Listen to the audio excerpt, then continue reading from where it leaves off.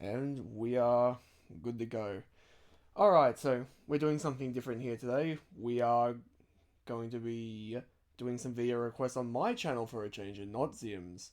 And with me, I have the destroyer of worlds and brains, Mr. Mangler. Is that what I am? You are the bane of all those verses who breathe. Yes. Today we decided to tackle some Toriko content. Welcome I back, believe this is a video by the PsycheWard. Have that correctly? That is his name. Yeah, a 38-minute video. It's covering how powerful are Neo and Acacia, breaking down how powerful they are at the end of the series of Toriko. So, any have you seen this? Because it says, according to my video history that I've watched this, I don't really remember this. I may have skimmed it. I think I might have seen it maybe over a year ago when I was just casually going through Toriko stuff for fun, seeing who was power scaling it. Yeah, I'm curious on what he's gonna say, but I have a sneaky suspicion it's gonna go either one of two ways. Either A, he's gonna take it as the actual official translation presents it, and just argue that Neo can eat the universe, or B, he is probably just gonna cap everyone at either the extent to what the Toriko world can detonate as, which is the solar system. Yeah, I was gonna say what everyone usually tries to put them at around the star of the solar system range. Well, or he's gonna cap them at star level by using Dawn Slime, because Dawn Slime has the highest on-screen feat that anyone. Well, technically Acacia does, because he spits up an infinite number of galaxies. But if you want to be really specific in terms of destructive capacity, Dawn Slime has the highest DC feat in Toriko on screen, because he just pulls out a star and just causes it to supernova in the palm of his hands. Yeah, and Neo just tanks it. Yeah, if you're going with direct feats, Don Slime has the best on-screen feats. If you're going with statements, then you're very well aware that the series gets higher than that. Technically, Acacia's is higher. If we're just talking destroying things, Dawn Slime is the highest. If we're talking creating or moving things, Acacia's is the highest, because he spits up all the stuff. Yes. Anyway, let's continue. This should be at 1.5 times speed. That's what I have mine at. All right. And just let me know when you're ready to stop. All right. I'm going to start the play in 3, 2, 1. You let me know when you come across something that you want paused. Toriko fans and anyone new. I took an extended break, but today is very special. As we've gone over Toriko and the Heavenly Kings, the three disciples, sous chefs of the gourmet corps, characters like Brunch or Chief Mansom, not handsome, and we've broken down the 8 Kings, Blue Nitro, and even the gourmet world at large. But today our storyline comes to an end as we journey back to the beginning of Toriko? Or should I say the prelude? Long before our protagonists were born, as we've talked about, there lived the gourmet god Acacia, God Chef Rose, and their 3 adopted children, the powerhouses we came to know as world-level beings, the disciples. But of course, before I continue, shameless plugs, please leave a like on the video, really helps us get seen and noticed in the algorithm. And once it's over, if you liked it, consider subscribing, maybe even leaving a comment down below. But begin. Acacia's family is the one representation we have of his life. Being the man that discovered the gourmet jellyfish and subsequently gourmet cells, Acacia was known as the patron god of gourmet hunters and cooks. By introducing God to the warring superpowers of the world, Acacia stopped the global war. It's thought that he is directly responsible for discovering the vast majority of human world locations and ingredients. This influence so strong that people have built shrines and temples in his name and pray to him for good fortune. However, at some point in his travels, Acacia encounters the Nitro and eventually the Blue Nitro pair. Both deep within the gourmet world and on the brink of death, choose to eat upon each other to sustain their very selves. This was the birth of Acacia's involvement with the Blue Nitro and the discovery of Acacia's lurking gourmet cell demon, Neo, the bottomless abyss of hunger. Upon learning that the gourmet nobles set out to enact their century-long plan of sealing Neo, this led to the confrontation between them and Acacia's family, where he orders his sons to stand down. He and Froze are taken to, as we know, prepare God. Upon returning, we find that Froze is severely exhausted, and even Acacia looks worse for wear. The cooking of God required nearly everything Froze had, and even then, after Midori is injured trying to heal her, she gives the last dredges of her life to save the boy. After this, Froze dies, and Acacia tells Achiryu that he must now go and that the mantle of defending humanity and its safeguarding is passed on to him. Achiryu inherits the role. Once Acacia decides to leave, Yeah, sorry I we're not theorize saying Acacia anything. There's went to nothing the gourmet inherently wrong nobles, with what he's obviously, saying. to learn how to fully awaken and satisfy Yeah, his this is endless all hunger just that he narration. only recently found out was named Neo. And it's stated that Acacia possessed a darker side, the side of his personality that I assume Neo influences the most. Acacia, throughout his journeys, building a family, saving the world, was himself desperately trying to satisfy the endless void he felt within. And that void was Neo. We know a lot more about Neo's origins in that he was originally amongst the gourmet demons that the Blue Nitro used to shock planets into development. Neo, however, was weak, small, and timid in comparison to the other demons, and this is what led to the extinction of the Blue Universe. You see, Neo was so overlooked that his captors forgot to actually round him up after their work was done, noting that he'd likely just get killed by something on the planet. And that was the opposite. Neo descended on the creatures of this unknown world with a ferocity they'd never seen. With no one to keep it in check or control how much it eat, it began a literal campaign of terror. And Neo wasn't just a mindless beast. It was a highly intelligent and incredibly sadistic predator, preferring to relentlessly hunt its prey down until it had finally become exhausted and realized it could not get away, giving into the terror, which was Neo's favorite flavor. It's assumed Neo did this and even worse amongst the countless planets it destroyed. And for a quick second, I need everyone to think about this. Neo didn't take out just a solar system. It devoured all life in the entire Blue Universe. Not galaxy, universe. Our known universe contains trillions of galaxies. Each galaxy has billions of stars and billions of planets that could orbit them, and still billions of them could be the habitable ones that would contain life. Neo drove this entire universe to extinction, whether through his hands directly or simply massively disrupting the ecosystems of those planets. While we have to note it was over a large period of time, and in Neo's time, he had died on several occasions, whether from meeting superior beings or being caught in, supernovas, which are the death of stars. Despite any of these forces, Neo, being a gourmet cell demon, would infinitely revive and continue its spree of gluttony. And this should be a good example that Neo, even though an individual, is more akin to a literal force of nature. This is why the gourmet nobles, who were survivors by the way, had even appeared in Red Space. They had been pursuing Neo for millions of years. It's unknown how exactly Acacia inherited Neo as his gourmet cell demon, but I'm pretty Okay, sure I'm the gonna demons... pause it for a minute. There's one small part of that he's... I don't think he's purposely omitting, but Acacia didn't just eat all life in the Blue Universe. He ate all matter in the Blue Universe. The Blue Universe is completely devoid of Neo. everything. You said Acacia. It's Neo. Oh, Just yeah. Freudian But yeah, slip. he's correct. At the end of the series, when Acacia, who is in possession of Neo, once he's been fully revived, spits up all the stuff that Neo has in his belly, he spits up an infinite number of galaxies.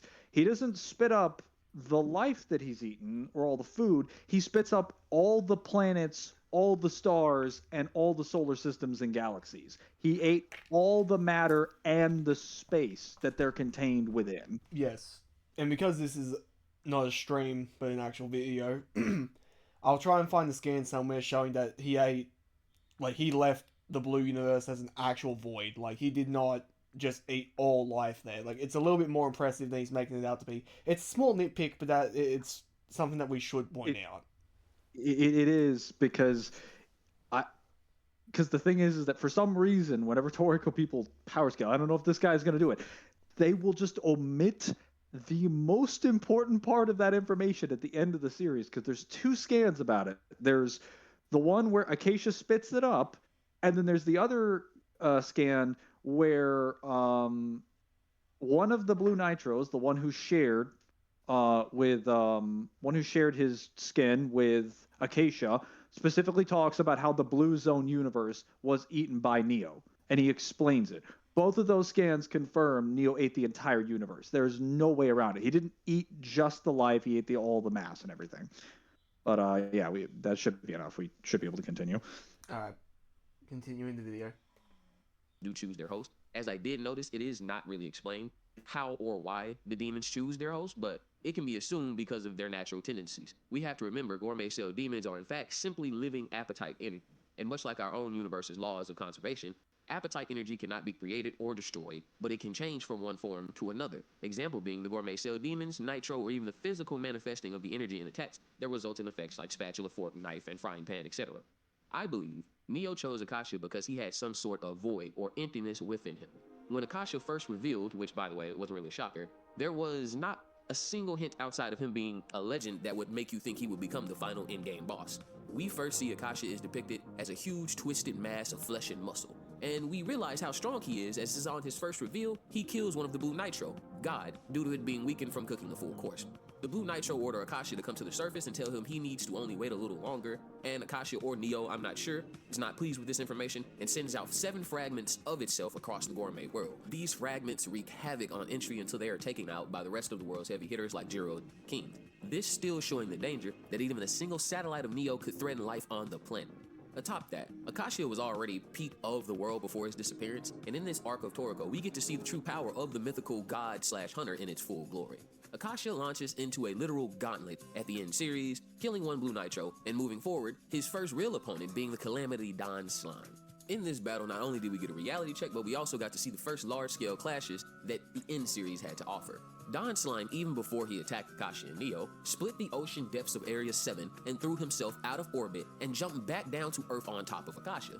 I could go on at length about their ensuing battle, but we all know not a single attack Don Slime launch phase Neo. From Black Lightning, direct physical attacks, or appetite energy, Neo after every blow simply darted back in front of Don Slime. So here's where our first durability feats start to trickle in. Don Slime's attacks could easily scale his continental or planetary level or higher. Even when he grew and released multiple humongous meteors, Neo still tanked these calamity level impacts.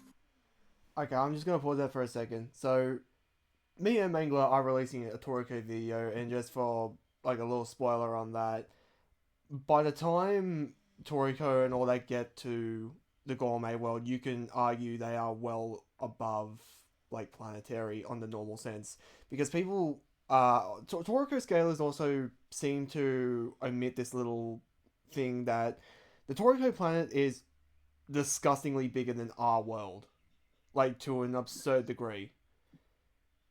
So that means that it also has a stronger gravitational binding force energy. And people say like, oh well, they try and scale the size of the planet. What they fail to understand is that the purpose of the planet is to basically be as dense as a star as well. So they don't take that into consideration either. What you're told is that during the process of the story, you're told multiple different types of statements. So you're told that the gravity of the planet obviously has points where it's like consistently bigger. You obviously have like the rocky area. I don't remember exactly what it's called, but Toriko has to go to train there to prepare for the high gravity of the gourmet world, and it's like 5 times. Yeah. So what Mangler is referring to is the Milk Stardust arc. Yeah. In the Milk Stardust arc, he goes down into a very low, deep elevation area, and it is 5 times the Earth's gravity at that point. But this is before you figure out how big the actual gourmet world is and how big like their planet is. When you discover that the human world is actually just a small fraction of the entire planet, and it's actually on a heightened plateau at an extremely high sea level above the rest of the planet, you start understanding why they actually use measurements for like a lot of the things, like how the laws of physics and light stuff work, because that's the measurements they discovered at that level of the world. If you were to increase the gravity, the speed of light, the speed of sound, a lot of the speeds of different things, and obviously the mass and the power that an object would have would go up because it's being multiplied by the factor of that gravity. In regards to what Kyle said about them having the GB of like a star, it's clarified later that the reason why the planet has the volume of something akin to a star is because the planet has been getting cooked by the nitro. They've been using a satellite to redirect the light of stars into the planet to heat the gourmet matter so that it swells in size, to the point where, according to the gourmet chefs, the gourmet nobles, the red nitro that he's mentioned, they tell us that the planet has increased to 565 times its normal size. It is so much larger, it's like bigger than the size of Jupiter. And if it were to explode, it would release something, an explosion that would be so big it would dwarf like the largest stars. If those were to go supernova. Correct me if I'm So it wrong. is solar system level planet if it were to explode in terms of how much energy it could release. Yes. Correct me if I'm wrong, but don't they specifically say that if the planet was to explode, it'd be akin to that of like a supernova? Yes, that's what I'm referring to. They tell you that it would release something. It would be larger than that of a huge star going supernova. It is very clearly intended to be something like that is actually threatening. Not like our star, where our star is like a regular star. It's like a star barely out of its infancy. This is one that has been preparing for a while. So, just wanted to point that out. That by the time we're in the gourmet world, most of the characters can already life wipe the human world. The human world is still the size of our planet. The actual gourmet world is many, many times bigger than Well, the planet Earth. well, actually, you can make the argument that the human world is actually bigger because Oh yeah. I think one of the medium-sized continents is the size of Eurasia, and if you don't know how big Eurasia is, that's the combination of Europe and Asia together in square kilometers. If you don't know what square There's kilometers this. are, Google it. I am not going to try and explain metric system to a mostly American audience. Just Google it. So there's a statement. I just want to add like one more thing before we continue. There's a statement in one of the Toriko guidebooks that I've translated recently that confirms the mountain temple where they go to learn the honoring the food for the food honor arc. That actual temple is literally the size of like the continent of Africa. It is so big. It's equivalent to something that is a significant portion of like the landmass on Earth. And it's not presented that way in the story. They're not like, oh man, this is one of the largest land masses. No, it's just an area, like a temple they just went to. Yeah, and It's this is severely impressive because it basically shows you without telling you that the human world in Toriko is bigger than our actual planet, which is more impressive because you have statements depending on how you take things by like um, some of the weaker gourmet creatures like the four beasts or the four beast limb like oh and by death. yeah. So invite death by stomping its leg can erode an entire continent. So if it's talking about like the ones in the human world, then by the point of the four beast arc, they're already approaching, if not already over planetary. Certainly over moon level, because their continents are the size of multiple of our continents. Like their smallest areas that are like the size of countries are the size of our continents. Their biggest continents are the size of multiple of our biggest continents put together. So yeah, just needed to point that out. But by the time Dawn's time shows up, it's like, actually even before Dawn Slime shows up, they're approaching planets. And when you talk about Dawn Slime coming down to the planet to affect the planet, that's not a normal sized planet. It Well, isn't. not to continue on the tangent, but this is also us just using direct feats. We are not even bringing up the stated multipliers that come within these arcs as well. Oh. Well, to be fair, we have spent 30 minutes waiting for him to bring up power scaling. We've been very patient, so I think getting it all out now is fine. Yeah, because he does put out a lot of orange text where he says like Slime states in his prime that his punches could obliterate planets. Additionally, he could also create planets. It's like yeah, but like contextually, you have to kind of point out. Maybe he mentions this later, but you do have to point out if the characters or the world mention that those planets are actually bigger than like normal planets. He should Because probably also have pointed out that that statement should be a very low scale for Don Slime because we know from what we know of the four kings, gourmet demons, that each one of them can individually destroy planets on their own. Oh, yeah, there's statements. Again, these would just be for planets that like we don't know anything about. We're saying this for the Earth because we know the Earth is being cooked, so we know it's bigger. But like we have examples when Sunny's demon is talked about where it is literally like life wiping the planet it's on because it is eating like the Satan hair demon is eating everything on the planet and it's moving to other planets in the cosmos. So yeah, I think we can continue on from there. We've probably talked that point to death. Alright, continuing the video.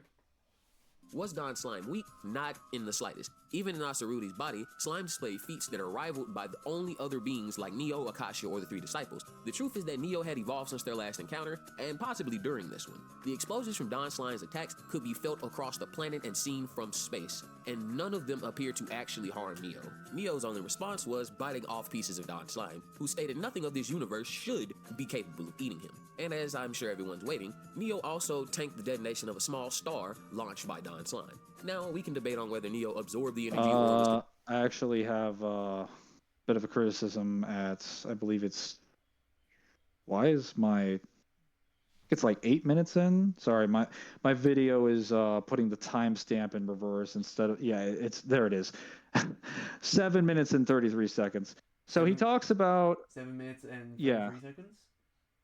7 minutes and 33 seconds. I believe he specifically mentions that, hang on. After he mentions the humongous meteors that Neo tanks, that no one outside of Medora and Acacia ever leapt into space and backed. So, did he forget about Bambina? Because Bambina literally has a feat of just like jumping to the moon and jumping to places outside the planet and then just coming back in like a second. Well, what about just, Mother Snake? Oh yeah, Mother Snake wrapping around the planet. And like, also grabbing so, galactic jellyfish that fly across like the galaxy.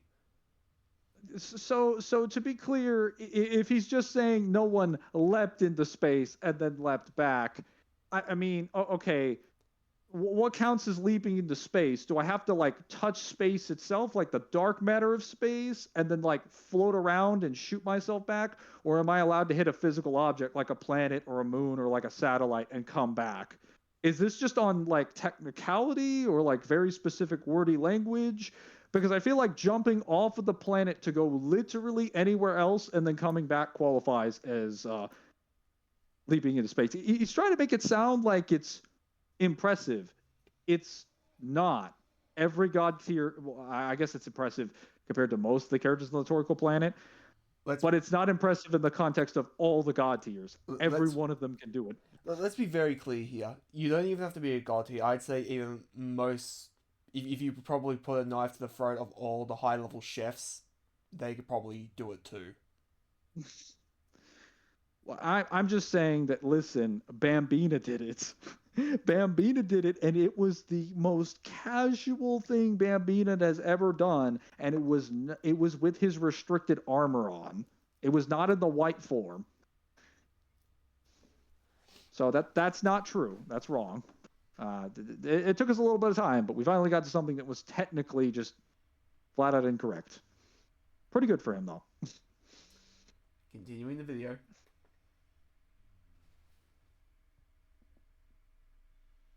Don Slime's attacks could easily scale his continental or planetary level or higher. Even when he grew and released multiple humongous meteors, Neo still tanked these calamity level impacts. Was Don Slime weak? Not in the slightest. Even in Asarudi's body, Slime displayed feats that are rivaled by the only other beings like Neo, Acacia, or the three disciples. The truth is that Neo had evolved since their last encounter, and possibly during this one. The explosions from Don Slime's attacks could be felt across the planet and seen from space, and none of them appear to actually harm Neo. Neo's only response was biting off pieces of Don Slime, who stated nothing of this universe should be capable of eating him. And as I'm sure everyone's waiting, Neo also tanked. Well, because he's not going to elaborate on it, should we explain why that's impressive and why that's really good for for Neo Acacia for how come they can eat Don Slime. Sure. Which part would you like to elaborate on? Just the star or him eating his body? Let's start with eating the body first, and then we'll move on to the star. Yeah, so I don't think he's gonna bring it up because he's kind of just talking about like the character portions. Maybe he'll get to the hacks, but like eating a gourmet demon isn't technically really possible because they're so corrosive and absorptive that if gourmet demons try to eat each other, they will just die. That's literally the whole point of what's it called? Neo. Because Neo is introduced as like one of the only characters in the series that has enough absorptive and dissolvative material in his form to devour other gourmet demons. And the first person that gets introduced that's capable of eating him is like Toriko, obviously. And maybe Acacia if you want to be technical, because Acacia ate him first. But like, yeah, that is pretty good for absorbing like a number of like materials and things, and that does allow him to break down things that potentially could be stronger than him. What about the star? Well, let's actually, let's do you have go over do you have anything else for Dawn Slime? Well, I was gonna say it's also the fact of like gourmet demons aren't just demons, and they're not just like embodiments of appetite. They are like a whole slew of different things just on an existence level as well.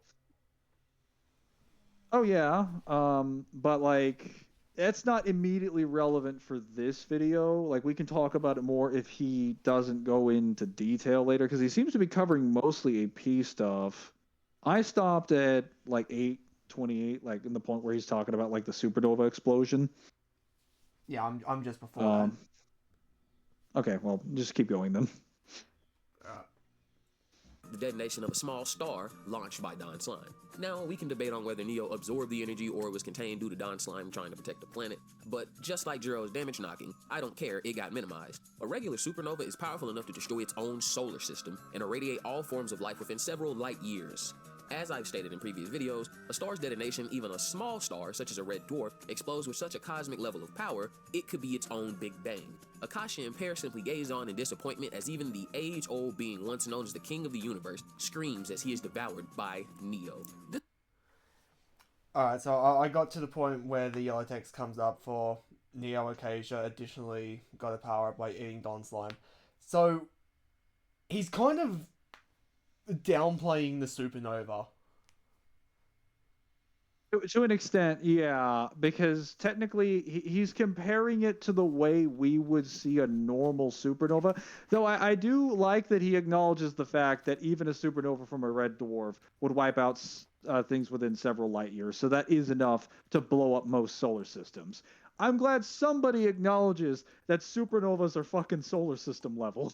I get sick and tired of people saying that's large star level. That annoys the hell out of me. You are scientifically, objectively wrong.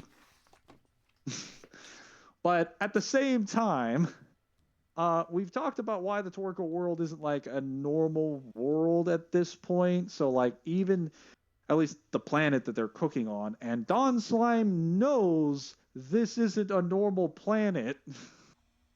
So if he's saying that, even if he's talking about like other planets, like he would be considering that when he mentions that this has enough power to wipe out everything within like a 5-year light radius. That would still include the planet that is currently cooking.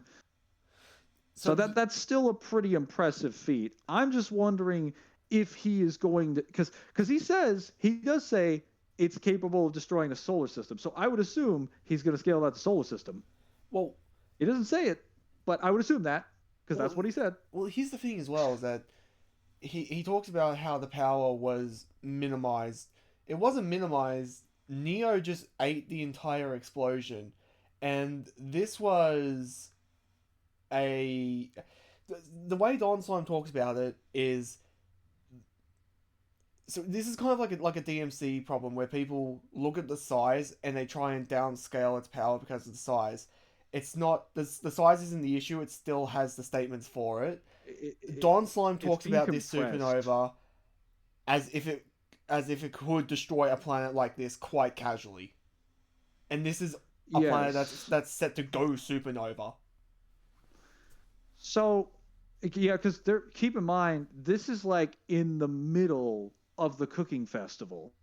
Like well, not the gourmet cooking festival, but like they are like the Blue Nitros cooking festival, where they are preparing the planet. They're at the stage where most of Acacia's full course has already been acquired because Neo is already on the release, and they're ready for God to appear. They're like ready to cook the planet because I believe the story at this point only resolves itself in like maybe like an hour or two, because it doesn't take that long for like the four kings and the rest of them, or the eight kings and the rest of the four kings and stuff, to battle. Yeah. So Correct me. the planet is about to go nova. Yeah, like, correct me if I'm wrong, but we're like, what, maybe 70 to 100 chapters left by this point? Yes, but like those go by in a much shorter frame of time than most of the arcs in the story, which take place over like multiple days, sometimes weeks, depending on training. This one happens in like hours to maybe like minutes. It's a much shorter frame of time. Secondly, like Kyle said, an explosion could just be compressed. If you assume it's small, and it's very small in your hands, but like the size doesn't seem to match the actual disparity, but a character has a statement, you would just assume the force is being compressed in a space, because compression is something that you can actually do to something, and it still abides by the laws of physics. It's just all of its energy is concentrated in a small area, and then it gets released. So instead of looking really big, it looks really small, but it detonates with the same amount of force. And hence why I brought up Beowulf is a good example, because DMC has a pretty much almost a one-to-one example like that. Yeah. So it's possible to release something with like a small blast radius that still has that, but you wouldn't even assume that in the case of Dawn Slimes, because he literally says it's going to it is a supernova. It is going to detonate planets and things in like a 5 light-year radius. I mean, we'll see at the end where he puts it in terms of AP, but it'll be interesting to see if he goes over like speed and stuff like that. Yeah, I'm expecting hacks to be covered. All right. But who sees? Continuing the video. This was one of those moments we had to think, if Cheeryu had come back, could he and Don Slime have beat these monsters? Personally, I believe it was written in the way that we'd see the old guard fail, with the heaviest hitters going down, and it being up to our protagonist and crew. And these chapters were certainly a statement from Shimakuro. Don Slime, the expected solution to Neo, or at least counter, was dispatched in mere moments. And all the build-up and displays of power thus far were to simply show how dangerous Neo and Acacia truly were. Okay, I'm going to pause that for a second.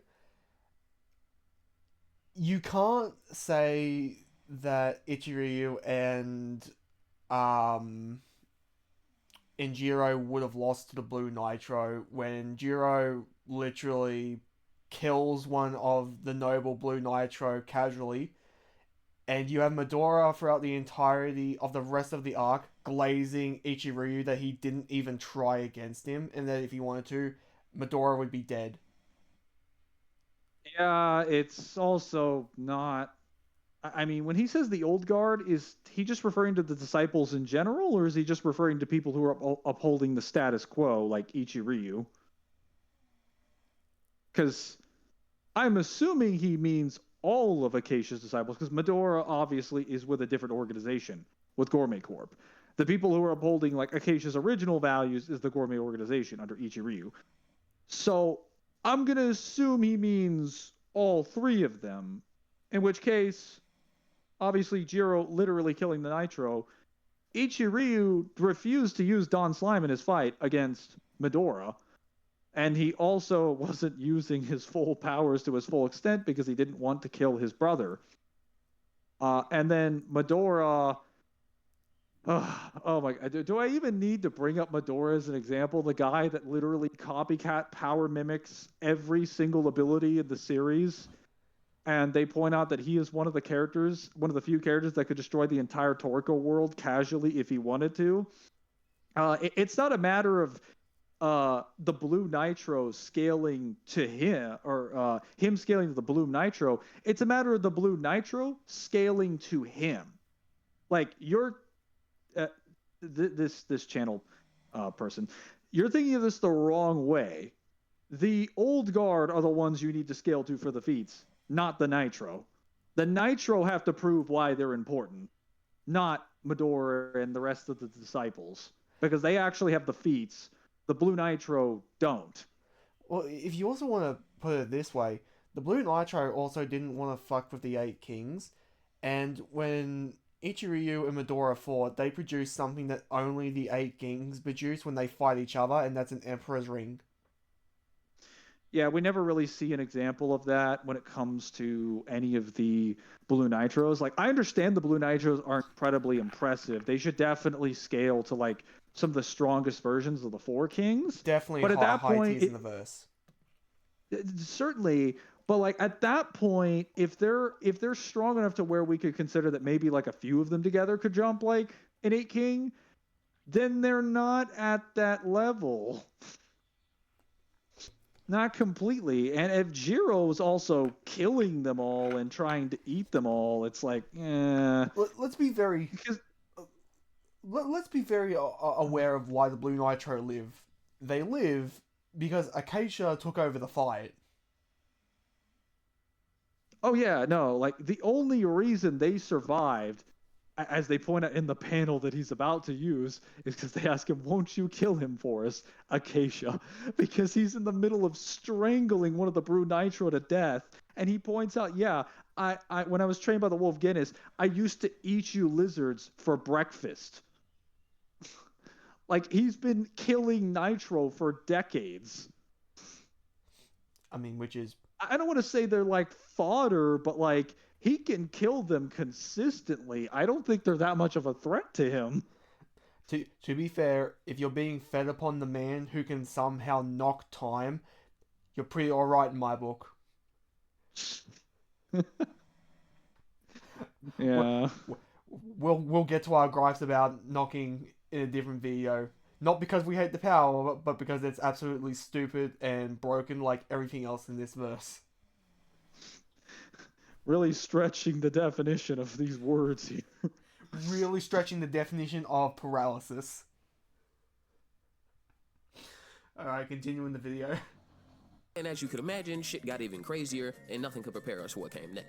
The next battle was against his own son and son of the Wolf King, Knocking Master Jiro. After Jiro destroys half the Blue Nitro's roster, the rest sick Acacia on his former disciple. Acacia instantly begins the fight by decapitating Jiro before any words are spoken, but luckily Jiro had a life orb to tank the damage. And though it would appear that Jiro had the upper hand in the battle, Acacia turns the table with his first noteworthy feat. Jiro attempted to use Grand Knocking to stop the world's rotation in time. As if waiting for this moment, Acacia uses Neo to absorb the impact, and if you remember the Knocking Master Jiro video, we learned that to stop the Earth's rotation, you would have to create a force that matches or exceeds the force of the Earth's rotation, and to do that would result in catastrophic effects on the Earth itself. Acacia, in quick succession, undoes his own knocking with his tongue, and then, well, undoes Jiro's knocking. With years of experience, Acacia essentially speed ran the battle by simply unleashing multiple planets worth of destructive energy within Jiro, even declaring in his son's final moments that the time they spent as a family didn't matter to him, and that the only thing he had to say after killing his child of several hundred years was, "Do memories have a taste?" Something, I think, truly speaks on the bottomless void that is Acacia's appetite of his nature. These memories would have been remorse or sorrow for anyone else, and Acacia really said, "Damn, do they have a taste? Could this be what I'm looking for?" One thing to note is that Acacia killed Jiro with his experience as a gourmet hunter, not Neo's power outright. Now, after these battles, the gourmet eclipse reaches its peak, and God, the world's greatest dish, is born. In short, a giant frog that ate the moon and displayed faster than light and planetary level feats. After struggling against God, Toriko and the other kings are astounded by its power. The golden chef Gigi begins to explain to them the method to prepare God when Acacia and Joy arrive on the battlefield, with Acacia instantly devouring Gigi and regarding everyone else in attendance as annoying flies, Toriko and Starjoing being the best. The group is shocked by the emergence of the legend, with Coco saying even Acacia is more revered than most historical figures of their time, and Toriko making a stand and asking how Acacia killed his own disciple in Jiro. Keeping it brief, as I alluded earlier, Acacia stated he had been 4 or 5 years old when he first discovered an ingredient and became a hunter. And even then, he knew that a beast of hunger lurked within him. Acacia described this feeling as endless rage and frantic love, which sounds like mania in my opinion, but anyway. Like a madman, Acacia set out to sate this hunger, to escape, and when he looked up, there were no ingredients left. He discovered everything. He questioned his life. Had he been running from the appetite, or had it been pushing him all along? And Neo answered. telling him that they could go on, and that there were more ingredients to be taken. And this is when Acacia gave Achiryu the mantle, and apparently the key to his fate, then seemingly disappearing. After this, we can only presume, like I said earlier, he went to the gourmet world to fully devour the full course, linking up with the Blue Nitros to fully revive Neo. The man, or monstrosity that stands before us now, is the end result of their bond for endless hunger, what Acacia himself would call God. After the battle pairings get settled, Toriko ends up taking on Acacia, and initially something weird happens. Acacia, somehow knocked down to the ground, is fascinated by Toriko, the current peak of the gourmet hunters, and his nature, saying that he is not the one who can make the gourmet dream come true, and that maybe it's Toriko.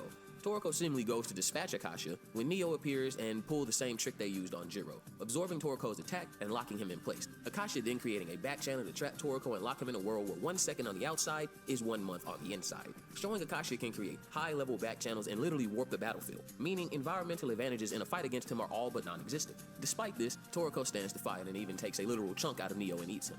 How could Toriko eat Neo? Something that Don Slime could not really eat. So I stopped at like 340 because I noticed he's now talking about like hacks, I guess.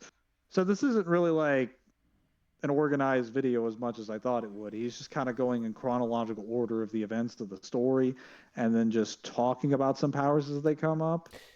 But he hasn't really like categorized them into hacks and like speed and a bunch of stuff like that. No. He's just kind of mentioning noteworthy ones, I guess. I think what he's doing is he's basically going over basically the end of the story and talking about the fates as they come, which isn't how you should be doing a power scaling video, because that's kind of very disorganized when it comes to trying to plan out points. Confusing. A little bit confusing in some ways. Because, like, all this information he's saying isn't necessarily wrong. There's a lot more merit to explaining things like the back channel by bringing up Acacia's full course instead of talking about just how Toriko gets dropped in it. Because then there's also examples of like the 8 Kings fighting Acacia. There's examples of how they explain how the back channel works and how news works. And you kind of have to talk about these things because they explain the back channel.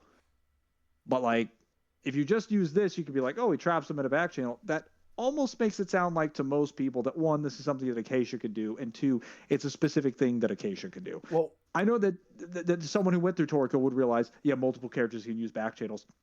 But when you explain the general thing that he gets because of back channels, everyone would realize, oh, everyone who does back channels gets this, and this is Acacia's version. Okay, so this is what's exclusive to Acacia, this is what's not exclusive to Acacia. Well, it's not even just that. It's, if you're going to bring up stuff like the back channel, you should bring up a couple of things.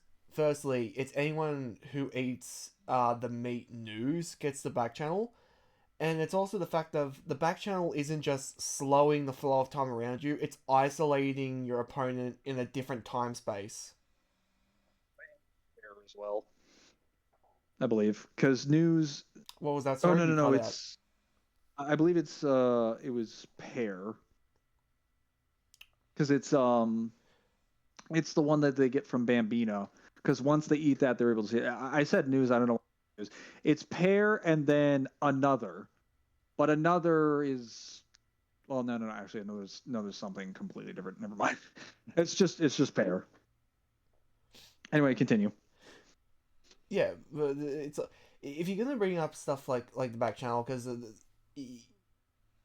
if you're not gonna go into detail explaining what it is a little bit while going over a little bit of the hacks, because you're not trying to differentiate this into categories, to the average person who doesn't know Toriko, they're going to get the sense of, okay, they're strong, but nothing super broken, because they'll hear that you say, oh, they can slow the flow of time around them. It's like, it's a little bit more than that. He's isolating you in a different time space. To put that in perspective, he's basically stuck you in a different universe, in a different flow of time.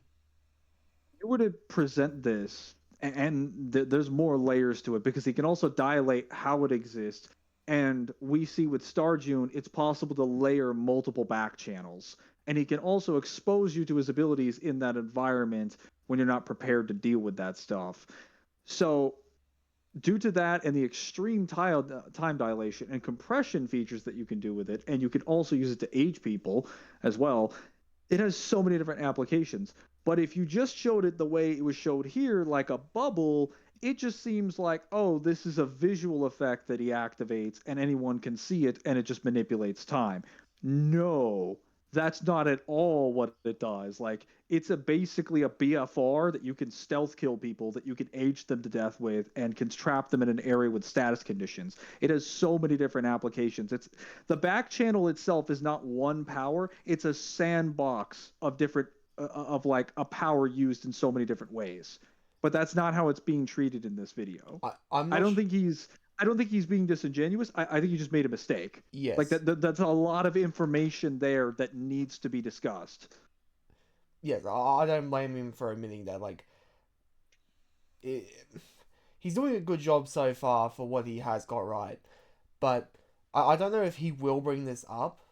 But Acacia's back channel, he can speed it up or slow it down. And why that's important is because, let's say you're fighting Acacia and you introduce him to something that he has no resistance to and it's starting to bug him.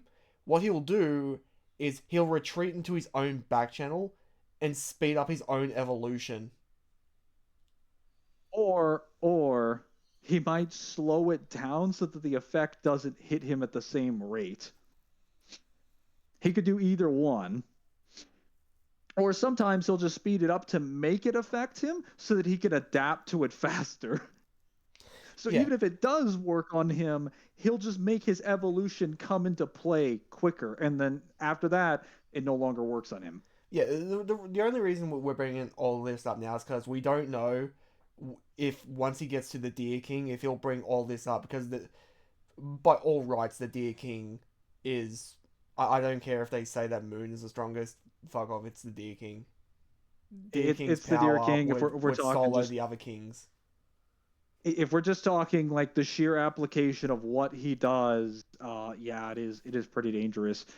But we also bring this up because again, we don't know how this thing is like structured, other than like him vaguely going through story feeds. We don't even know if he's gonna have a speed section. He might just be like, "Hey guys, let's talk about speed," when there's like no precedent to talk about speed in the video.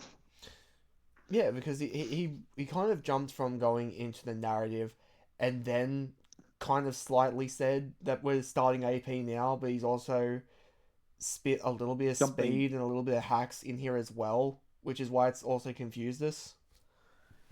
Yeah, and then he'll jump to like a technique and then he'll go back to another character. He might go to speed and then go back to AP and then go back to this. It feels like he's kind of, you know, flip-flopping a little bit. Anyway, I'm good to go. Alright, cool. I'll continue the video. Come back to that later. Now, for a second, I do want to break away from the main focus and ask exactly what was the gourmet dream Acacia was talking about, that even he could not accomplish, the presumed gourmet god. Was it attaining the full course, protecting the world? What dream is Acacia rambling on about like some old hermit? And keep that question in mind as we continue. We see that Acacia's gourmet technique is nothing like others, as he boasts that a true gourmet god only uses their bare hands. This actually being cool, as there are religions and cultures in our own world that practice eating with only their hands, as it truly connects one to the meal they are having. While in more modern accounts, we've adopted chopsticks, forks, knives, tools. In a way, it can separate us from the food, so to speak. So, yet again, we do get another crazy. After Toriko's red demon helps him block the gourmet hand, the blue demon leaps out and trades blows with Acacia, first hitting him with an attack that pierced not only Acacia, but broke out into space, and even matches his gourmet punch. Now keep in mind, even Horse King Heracles had to dodge the blue demon's attack, but again, Acacia's durability feats are already off the charts, and this is still pre-final form.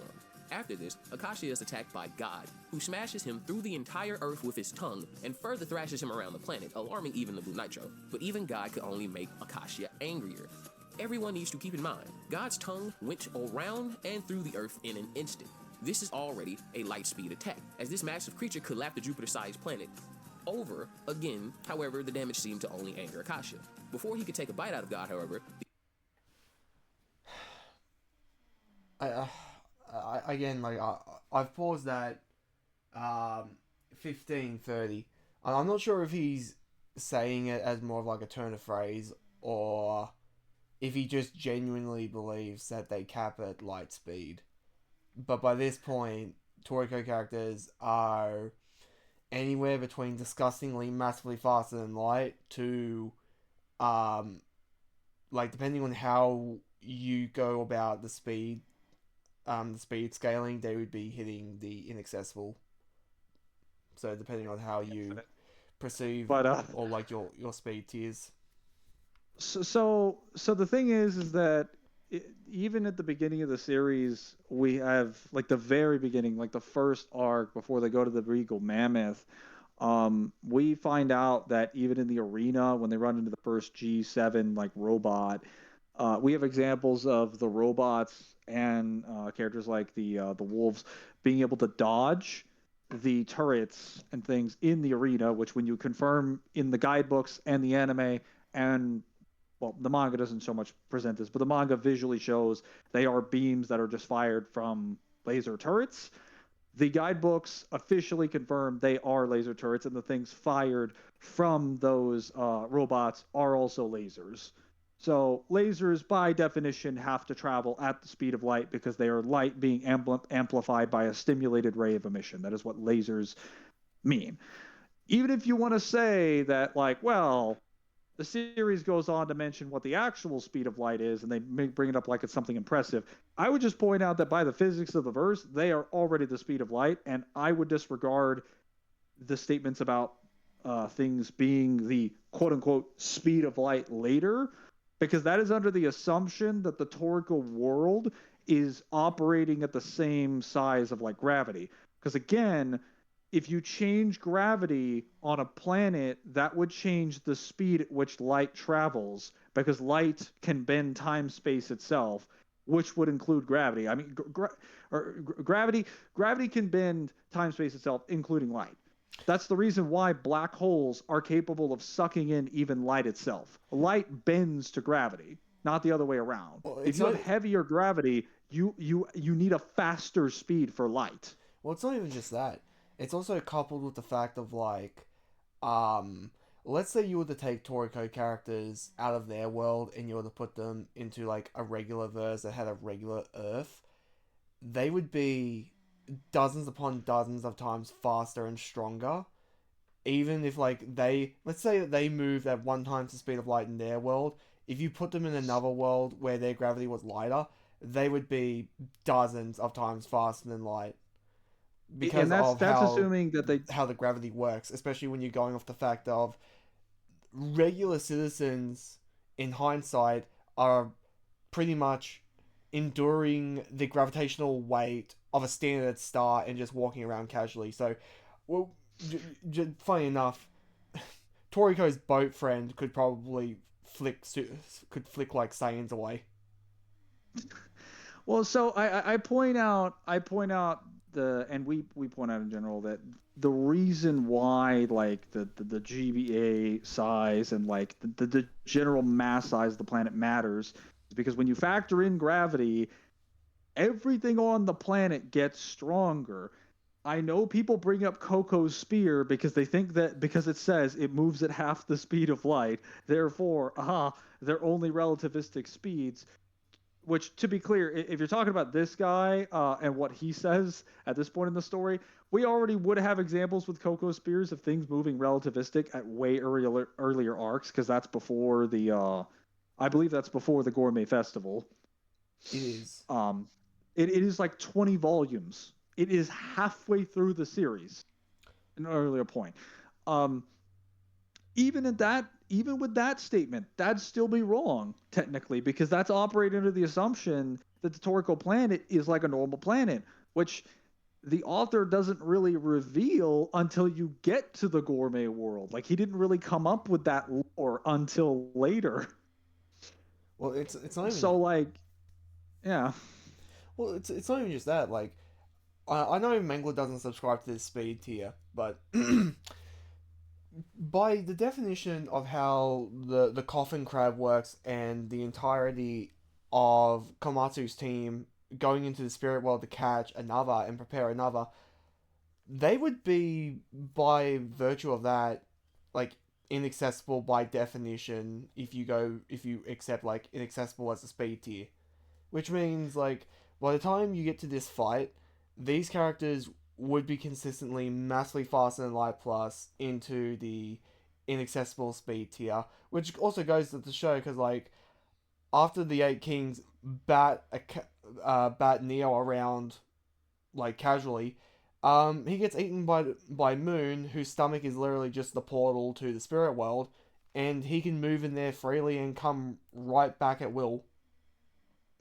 The reason he brings that up is just because the spirit world is stated to have no No laws of concept like of time, time or space, or space. gravity. Yes, it has no space, gravity, anything like that, and just being in that world will literally like eat away your very existence unless you have gourmet cells. And even if you do have gourmet cells, you'll also lose your mind and then eventually be like eaten in some capacity. So you have to be like a fully realized gourmet demon. Some really silly stuff. Um, I personally argue the position that they're just infinite, but I consider infinite and inaccessible to be the exact same thing because there's not fundamentally a scientific basis for inaccessible.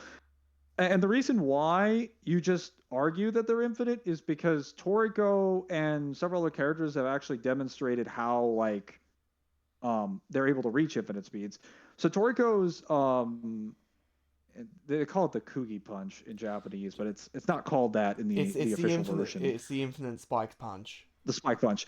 So the spiked punch, as it is explained in the very first chapter, is literally Toriko throwing a bunch of his punches so quickly they all land in the same spot, and then you receive the consecutive knockback of that because they hit you at the same time. So you get hit at the same time, so you feel the initial force, and then you get hit by the knockback after that. That's not including nail gun, which is him hitting you all at the same time and then you receiving all of the knockback.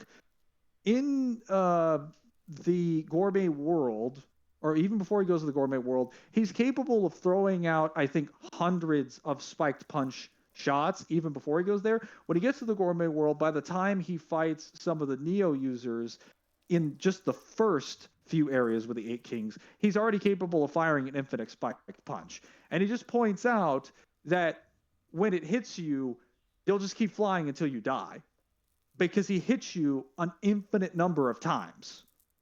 And because of how the spike punch works, if he hits you an infinite number of times, but you take the knockback consecutively, what will happen is that you just get hit by it and you just keep taking the knockback over and over and over and over again until you die or you do something. This was used on two different people. One of them was, I believe it was the guy that... Yes, one of the chef traders. I don't remember his exact name. He gets hit by it. He has no techniques to get out of it. He literally gets sent flying across the gourmet world until he goes through like one of the dinosaurs and then lands somewhere in an area and he gets ripped apart by a bunch of gourmet like enemies. And that's how his knockback gets stopped, is that parts of his body start getting attacked. So like he's no longer able to carry the velocity of the knockback and thus it just disappears. The second time is when it's used against Neo Acacia, and Neo Acacia gets hit by it. He gets hit like 2 or 3 times on the knockback, and then he knocks the attack itself and gets rid of the damage because he's just like, oh fuck that, I'm not getting hit by that. That's dumb. Like he just knocks the damage itself because he does not want to get hit by it. So it's very clear that the attack itself, by what it's described to be, is infinite because we have multiple like finite statements for it, and you would still have to move your fist an infinite number of times in that range. That's also only like one of the examples. We have examples of Acacia creating what's it called, an infinitely compressed backspace or back channel. Like he literally compresses the entire back channel to an infinite degree. I believe Neo obviously has to travel the Blue Zone universe and eats an infinite number of galaxies. Yeah, that's what I was going to bring up. Like, if you don't like the infinite spike punch as a reference for some reason, okay, you want consistency. Neo himself had to travel and eat an infinite number of galaxies in a finite amount of time. There's your infinite speed. So we have like an infinite physical attack speed move. We have someone infinitely compressing a physical space that they made in a finite period of time, even if it's under a different flow of time. it's still a finite period of time that they did it in. And then we have a person traveling over an infinite distance and eating like an infinite number of objects in a finite period of time. So we have 3 different types of infinite speed feats. Yeah, and if somebody tries to bring up like, oh, it's silly that he spits up an infinite number of galaxies or it's hyperbolic, it's like you have no reason to assume it's hyperbolic, and it's at the end of the series. What would he gain from? What would the narrative? Because it's the narrator who clarifies that Neo is spewing up an infinite number of galaxies. What would the narrator gain for lying? No basis to assume a person. You would never take the position that a person is lying in good faith. I was also just going to say that even if you didn't believe that for whatever reason, whatever dumb reason, we're just trying to point out that the speed of light, even as a turn of phrase, doesn't really make sense here, because Toriko would still be dozens of times faster than the speed of light, because they point out through the arcs that they are getting like dozens of times stronger. Gut instinct, honoring the food, things like the 50G like mountain or the 10G mountain. Like they point out they've gotten dozens of times stronger. Yeah, monkey martial arts like Imbu, examples of like things like the ultimate routine, all of the fights that they recover from, the sheer amount of like special foods that they eat, not to mention Acacia's full course, all amp them significantly, and they point out they've usually gotten dozens of times stronger. Well, that's also not even bringing up the fact of like any strong enemy that they fight, they automatically adapt and get stronger. And any foods that they eat that nourish their gourmet cells already makes them stronger. Yeah, I'm just pointing out that even if you accepted the position that they were only relativistic by the time Coco introduces the spear, which your only evidence for that would just be Coco saying that it moves at half the speed of light. So you're hinging your entire premise of the speed scaling of the entire verse on a single statement, rather than consistent evidence in how the world works like we are. Even if you did that, they'd still be dozens of times the speed of light and thousands of times the speed of light by the end of the series. So in no way, shape, or form should they just be near the speed of light because of God. That's really strange. It is. Alright, continuing the video. The 8 kings begin their assault. One after another, Acacia engages the literal gods of the planet. Being hit by Heracles' breath can pierce the earth, tanking Bambina's meteor-like punch, surviving and injuring Guinness after a blow that rippled the entire planet, being hit by Deros' interdimensional laser, and even resisting the pull of the black hole generated by the Whale King Moon, and shattering the meteor it wore as armor. Though, Acacia's next feat is the one that truly sets off the powder keg. The Deer King traps him and Neo within an isolated back channel, and in this space, it's littered with some of the strongest monsters in the series. Time had also been twisted where 1 second equaled 1,000 years, and the Deer King accelerated this even further to potentially thousands, hundreds of thousands, and even millions of times faster, attempting to snuff out the appetite demon itself. Even Neo has to eat. How long could it stay dormant, and could Acacia even find a way out? Your average anime villain would just turn into fucking dust the moment they entered this space, unless they had time-altering abilities, and even then, Acacia's own back channel was suppressed, so while aging thousands of years a second and fighting continental-level beasts, Acacia had to find his way out, and that's when the Deer King's plot backfires. Acacia tears a hole back to Earth with the coldest line ever be said in Toriko. If lack of an appetite is the definition of death, then everyone but me is dead. So here, Acacia literally tears a hole through the back channel, aka a separate dimension. I've always compared this to Majin Buu's feat of breaking out of... Alright, so I just stopped before he compared it to what Majin Buu does in the hyperbolic time chamber. He's kind of downplaying the bullshit that the bullshit hand that Acacia was given within the Deer King's back channel, because all of those monsters on the Deer King's back are all stronger than the 4 beasts, are pretty much all on par with like or approaching 8 kings level. On top of that, he's also he's done this mistake where he's made it sound like if you can somehow manipulate time, you can stop somebody's back channel if they were to use it on you. That's not going to work because it's space-time manipulation, not just time manipulation. But Yeah, we've already so- gone over that. what they've explained is that you are not manipulating the flow of time in the universe. You are creating a space. Like you are making an actual this is like the this would be like saying that like if someone's like manipulating aspects of reality, that like if we're to use an analogy, that it's like if reality were like a painting, right? That I'd be that like using time manipulation would be like painting the painting. What we're explaining is that like Acacia is making a new painting. He's making a new painting and pulling you into it and then painting in it. He's not just painting the one everyone else is in. I think the easier example to be made, it's like, let's say he's fighting Dio, and Dio goes to stop time. To try, like, let's say you try and put him in a back channel and he stops time. Dio's time stop would not stop the back channel because he's now being isolated in a different space altogether.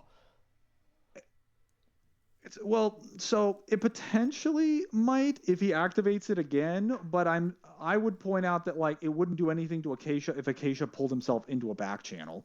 It'd be completely worthless because you are basically in another universe for all intents and purposes.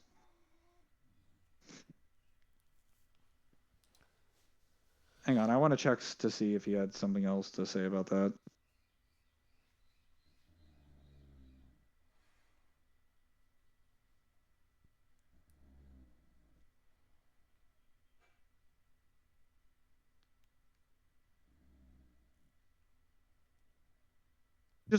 I think he just brought it up just to point out that it's similar to how Majin Buu breaks out, just because of the fact that he breaks out of like Sky Deer's what is it his reverse back channel. Yes. At the very end, and that is true. He does. So I guess in that regard, it's similar.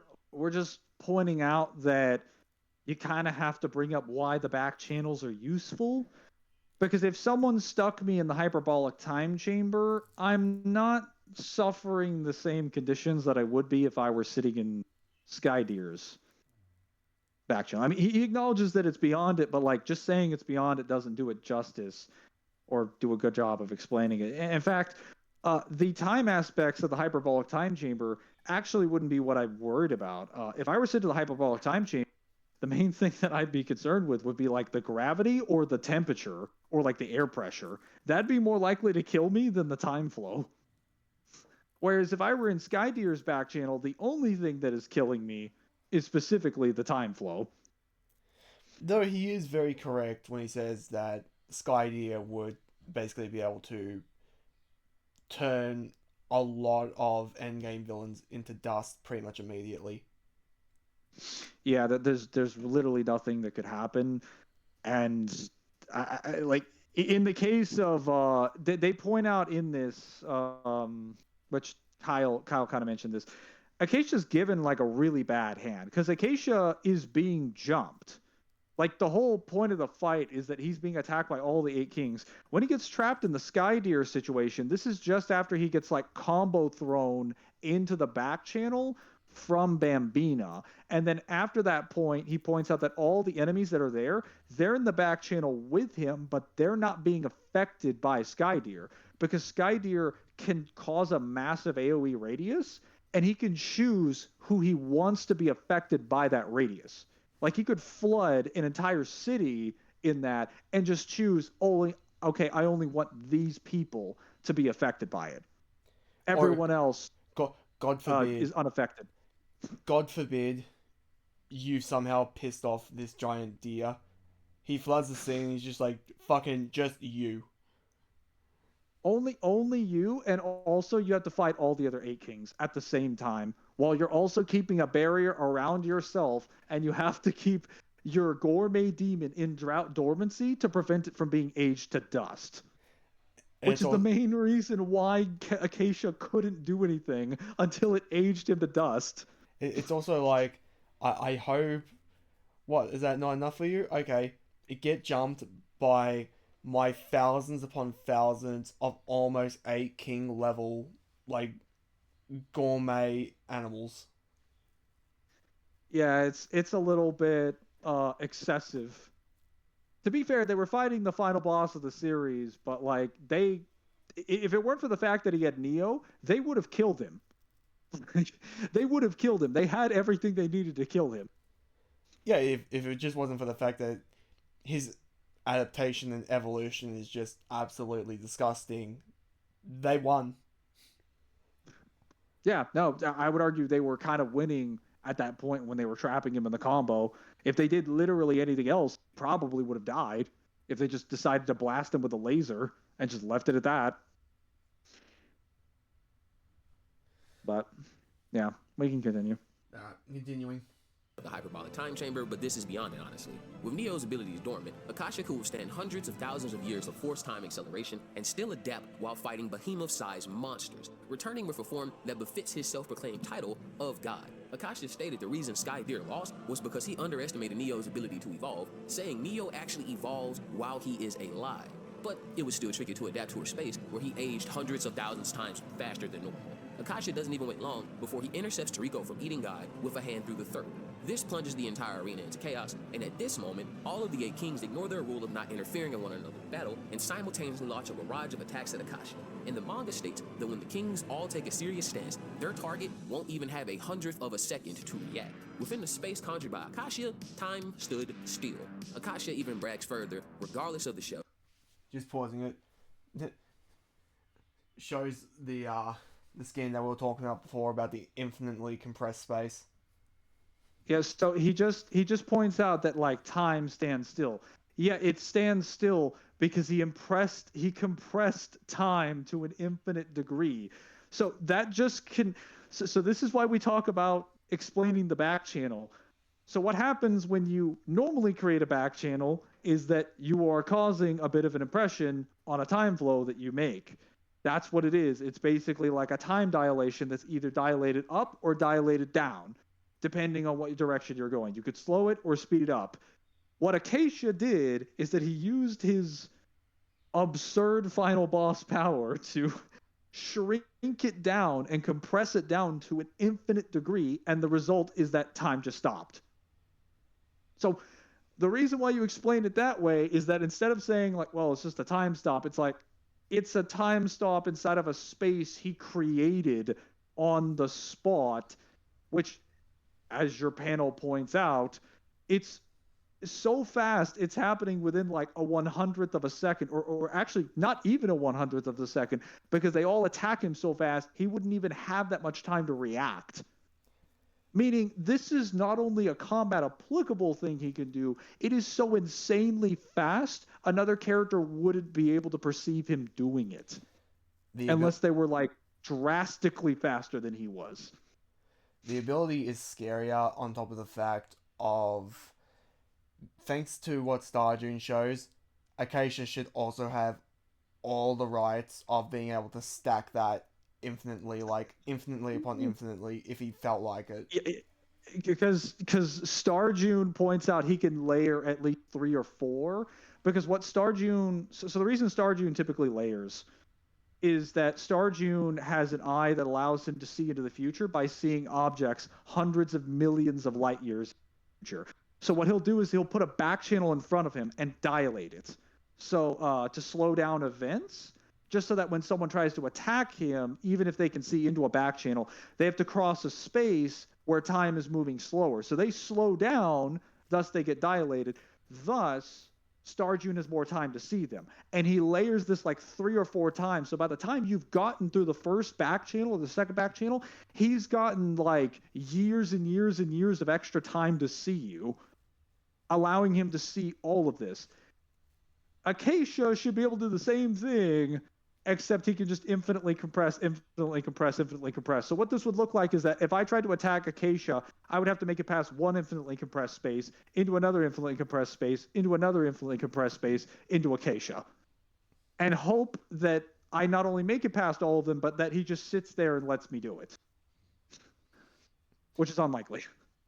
When we put the back channel like that in Acacia, That makes him sound incredibly toxic to use in verses.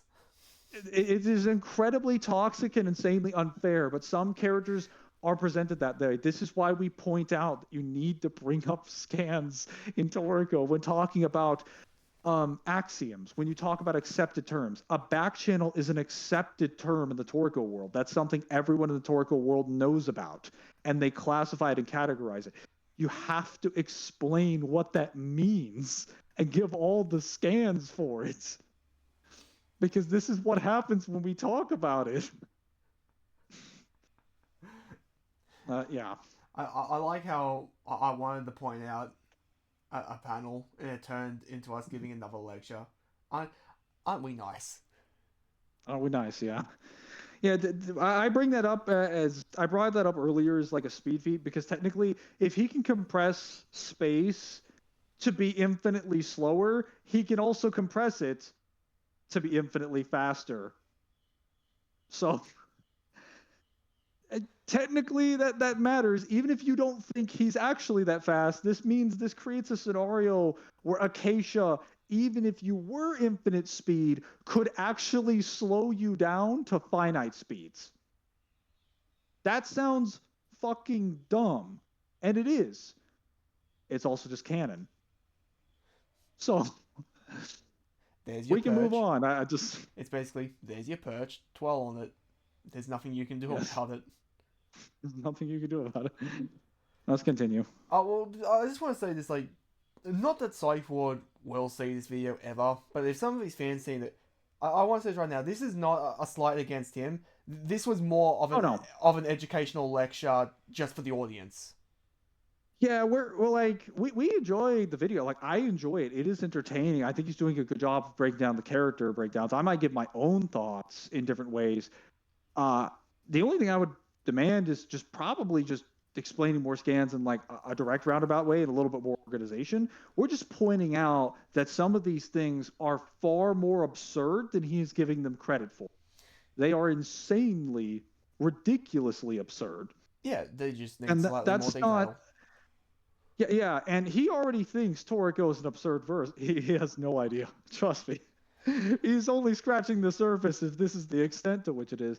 And that's not his fault, because trying to understand Toriko, even in one run-through, is like trying to completely comprehend JoJo's Bizarre Adventure when you read it the first time. It's not really possible. It's too freaking weird. If Toriko is a verse, the more times you read it, the more stuff you find, and you just shake your head, and then you realize, oh, it's also got 2 gourmet cookbooks that act as guidebooks, and they have even more disgusting statements in them. Yes, we just wanted to point that out. Just a little bit of constructive criticism, like as always. Again, this is a better video than I'm usually used to seeing. I usually just see people just throw out tiers with like no logic or no information at all. This is significantly better because at least he's just quoting the panels to us directly. Yeah. This is significantly better, and I can tell it's significantly better because I don't have high blood pressure, nor am I angry or have to get like mad at any of this. Yeah, and I thought this would test my patience because of how long it is. I've been relatively entertained the entire time, but we've been consuming a lot of time. I have had a relatively good time going through this video, I will say. Alright, continuing the video. God's appetizing state was because the gods were beckoning him. Yet here Toriko is still somehow resisting. Acacia then breaks his neck, stating if you're weak, you don't get to feast. But this heralds the first time Toriko's white demon actually emerges. White's appearance makes Acacia actually scream and strike Toriko again. Though there's no dialogue in these panels, it is clearly shown Acacia is confused as to what he just saw and why his hand is missing. And if saying screw it, he lets his appetite loose. Neo emerges and takes a bite from God, and at that exact moment, the 8 kings attacks land, this causing a massive explosion that after the aftermath, at the center of which stood a naked Acacia and the fully resurrected Neo, holding the torn in half body of the still alive Bambina. Neo then roars and decapitates Heracles. And there you go, 2 of the world's most strong, god-level beings dispatched in seconds. Next, we get to see Neo's true ability of, in real life, adaptation. The Crow King descends and with the Emperor's shadow intends to incinerate everything under his sun. Neo, in response, vibrates so hard he emits light. Now, briefly, I will explain that yes, this is indeed possible. Through vibrating at certain wavelengths, light becomes detectable, and you can also vibrate in the wavelengths that produce radio waves or gamma rays. In other words, Neo theoretically has the ability to literally generate rays of sunlight destruction, but that's just theory. Neo emits light so bright it stated it could drown out the sun, doing this to cancel the Crow King's shadow before leaping into the air with a bite that takes over half the Crow King's body. He's then eaten by the Snake King at faster than light speeds, who attempts to digest him with its strong stomach acid that even can break down things not of Earth, which Neo drank like a soda. Withering and nearly killing the snake, despite this, the Snake King plunges into Moon's stomach, who leaps in the air so Daros can fire his dimensional laser. Neo blasts his way out of not only the planetary-sized Motherlock, the Whale King's stomach, and the Spirit World in one go, damaging the Whale King, and even then deflects the Dragon King's interdimensional laser. The Kings, all despite their planetary warping feats, fail to do anything other than entertain the awoken Neo, who is beckoned by the now rebirthed Acacia, and here the entire Blue Nitro's plot ends. Though they plan to fully resurrect Neo and seal him, Acacia goes... Okay, so I don't know why he decided to skip Acacia, like Acacia's small fight that he had where he gains another transformation, because when he splits with Neo, he doesn't just become basically oily and shiny. He eats more things and then he gains that evolution. But at the same time, this is also just pointing out that Neo's at this point one-shotting beings who would be able to one-shot the planet. Yeah, I kind of don't fault him for that because okay, so like Neo's participation is really much a coin flip because it starts out when he's like starved, right? Of him getting punched around by the Eight Kings. And then as soon as he gets fully fed and he's fully revived, it's immediately the table has been flipped. He's destroying them left and right. It's not even a fight. He's just cleaning up the trash. So I can kind of understand why he's, putting out so much emphasis on Neo just ruining their day. Yeah, but if you're gonna show him basically treating the Eight Kings like jobbers, you should probably explain, like, even if he has a video going over the Eight Kings, like a small synopsis about what the Eight Kings can do just very quickly would add layers to people just watching this video just for Acacia, for why that's super impressive. We're not just saying that for us because this is the first video we're seeing on the channel, though it is. It's just because it's important, especially since this is the 39-minute video. But whatever. Yep. Let's continue. No worries. Continuing the video. Against that and devours his own appetite. So, before moving on, Acacia has withstood attacks that compare to stars deadened, to the Earth stopping, being hit by meteors, time acceleration over millions of years, and interdimensional lasers, or even light brighter than the sun. He got smashed through the planet by God and hung on with his tongue the entire time. And we also forget, Acacia is just as skilled at all forms of the Toriko versus hacks and techniques as anyone else, so he has access to knocking, gourmet food immersion, everything. At this point, Acacia had attained his full power and Neo's, boasting a capture level of 30,000, making him roughly 7 times stronger than all of the 8 kings. But I seriously doubt that was accurate. Separately, Neo and Acacia took on several kings individually and didn't really struggle. Acacia's capture level was said to be above it. Okay, so he didn't bring this up, but because Neo ate several of the 8 kings, and the way that the series portrays itself, what he actually did was he got several 8 kings level times amped from eating parts of their body.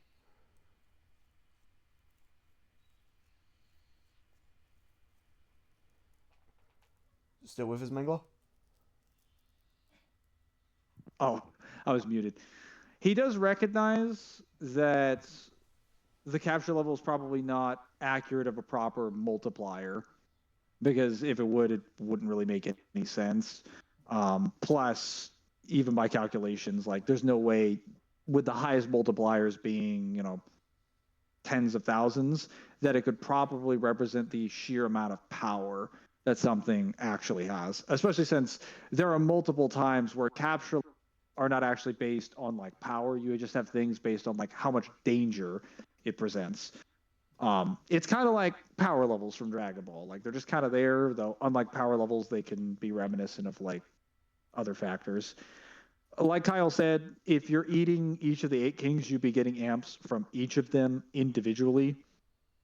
And then Acacia also had like the rest of the stuff he ate. There's also God, and then he ate Neo himself after he got all those amps.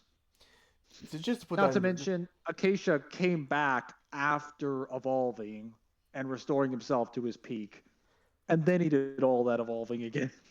well, just to like summarize all this nice and quickly, he basically in one fell swoop gained several solar system times amps in one go.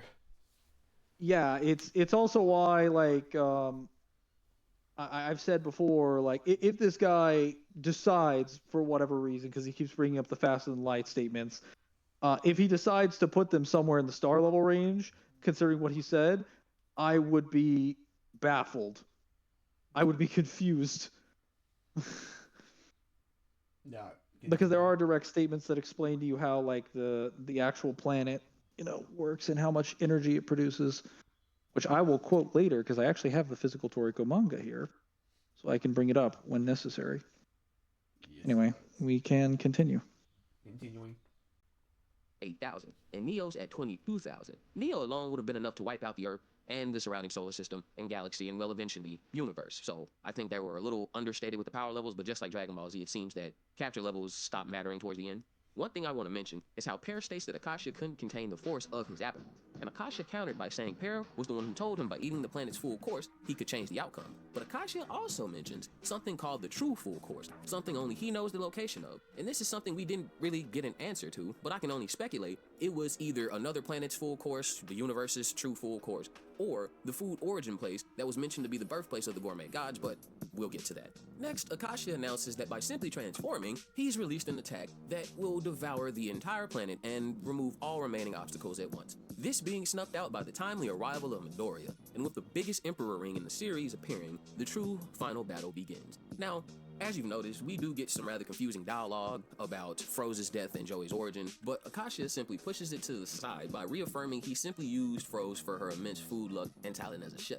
This shows a back and forth we've noticed in Acacia, as it appears though he's tossed away everything in the pursuit of his appetite. Little details slip through, like his memories after killing Jiro, his speech to Toriko and the group that he simply wanted to know what he was, and this, in my opinion, was the build-up for the manga's conclusion. Not just that, a shonen manga conclusion, but back to the story. With Midoriya arriving, the battle shifts to another gear, and he and Acacia began to have an outright Dragon Ball Z fight, with Midoriya blasting Acacia into space, who in return launches a gourmet hand attack that craters a portion of the planet, and Midoriya leaping into space and punching Acacia back down to the planet, causing massive explosions seen from orbit.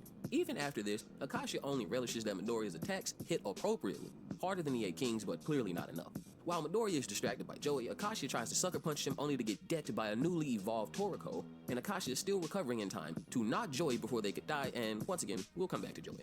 At this point, we see Acacia's rage is starting to brim over. In an epic standoff, Midoriya, Starju, and Toriko each launch attacks that instantly get eaten by Acacia. Again, all these 3 characters have been shown to scar, damage, and warp the planet. All 3 attacks snuffed out instantly. And we get a true example of Acacia's speed and durability in these battles. At the moment of his first attack, Starju dodges using Future Sight. Acacia notices this, meaning he's adjusting to literal precognitive abilities at already light speeds, and this is before he's slowed down by Midoriya's Minority World. Yes, slowed down should be emphasized here, because remember, Minority World, yeah, opposite day the ability. The ability that can make your brain misfire, that can reverse and shut down bodily functions instantly. Yeah, that Minority World can only slightly confuse Acacia, this long enough for him to get hit by Toriko's infinite spiked punch, which he stopped at the second hit. Acacia then trivializes Midoriya's hungry space by forcing his way through it, and the feats just do literally not stop for this guy. Midoriya's hungry space creates literal vacuums, not of air, but of atoms themselves. Even space, even though it's empty and cold, has atoms in it. It's still not technically empty. The space that Midoriya leaves then collapses and tears apart everything in it at an atomic level. Acacia's literally tanking a atomic level attack and then pushes his way through the hungry space. He also takes Toriko's jet fork and Jet Knife, both of which pierce and slice the planet, but not Acacia. The differences in power level are becoming apparent, because even Starjuin is mortally wounded and Midoriya even loses a hand that Minority World can't reverse the damage on. Bringing back the point, if you are eaten by Neo, you can't regenerate that damage. So anyone relying on regenerative abilities would still lose. Even immortality could be undone, supposedly, because what's left of you to come back to after you're consumed by a literal walking void? Now, so I stopped at 2609. Should we? Yep, I'm at 10. Should we explain now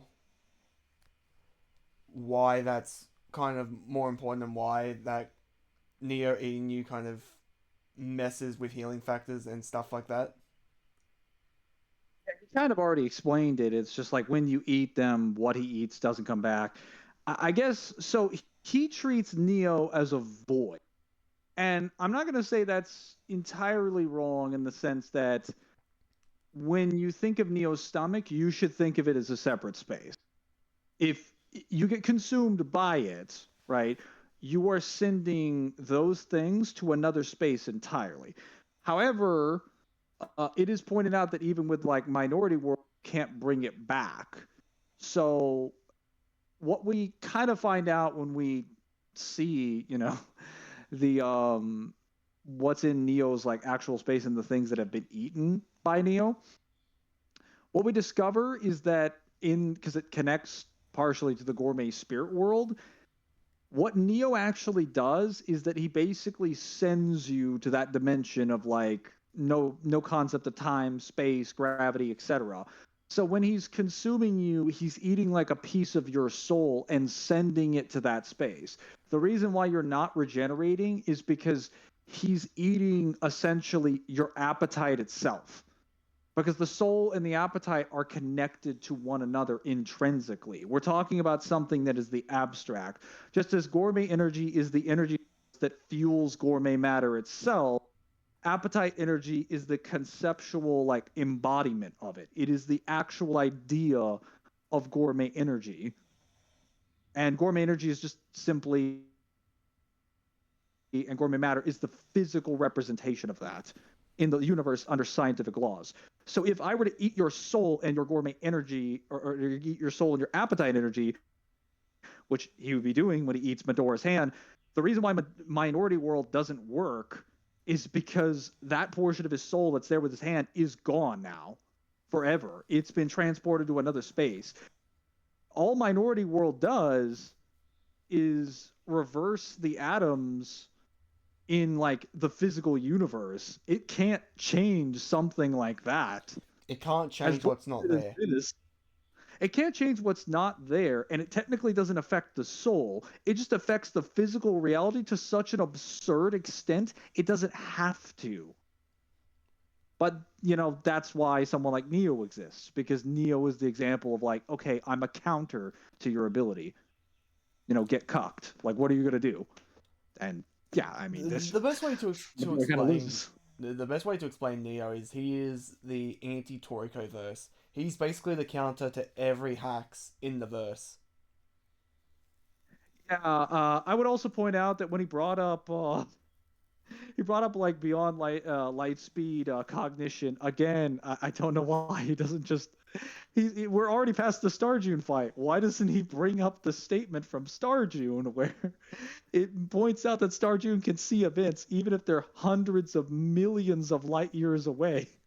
Like that comes out to like a quadrillions of times the speed of light feet, and that's not including the back channels. I mean, so I want to point out that like if you're arguing Acacia is getting only slightly off-guarded by an attack due to Minority World changing the direction, then Starjune using precog, and then Toriko hitting him with an infinity spike punch, and all that does is stop him from stopping it on the first strike. He stops it on the second strike. I was technically incorrect about that. I said he stopped it on like the fourth. He stopped it on the second one, and I forgot that Midora Minority killed him. So, to be clear, that is the equivalent of getting hit with an infinite speed attack while it's also being retroactively like seen into the future while your sense of direction is being thrown off before you can react to it. And he still had enough time to knock it out by the second hit.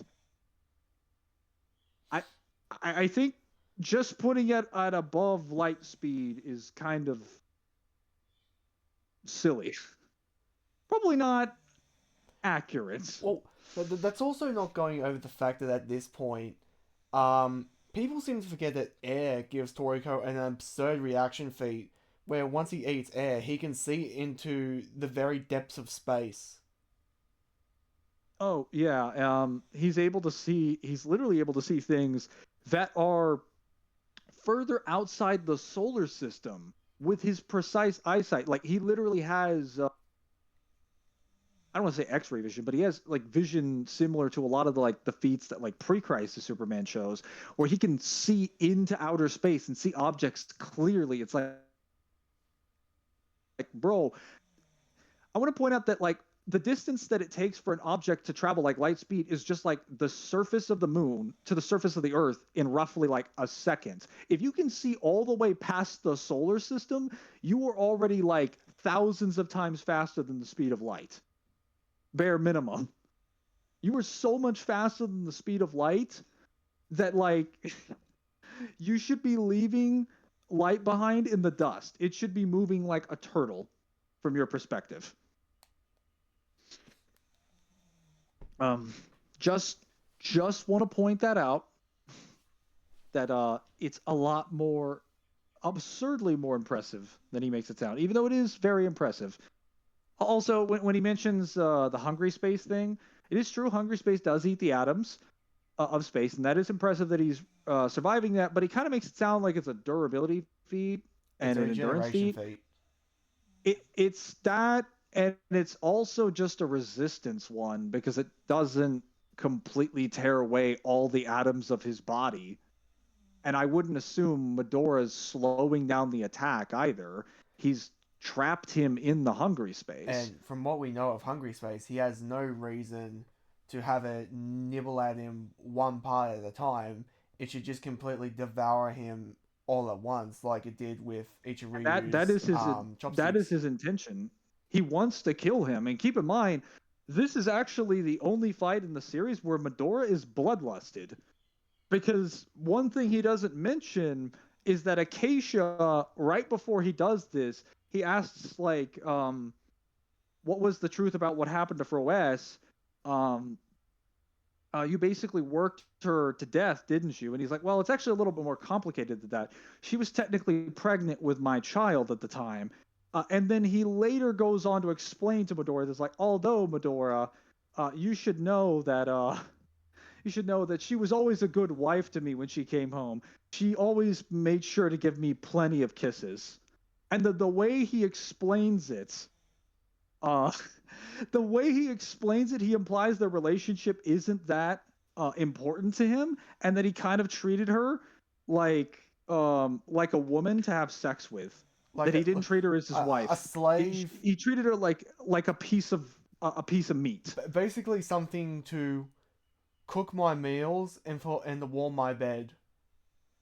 Which we find out is completely not true. It's not true later on. You find out he actually genuinely does care for her.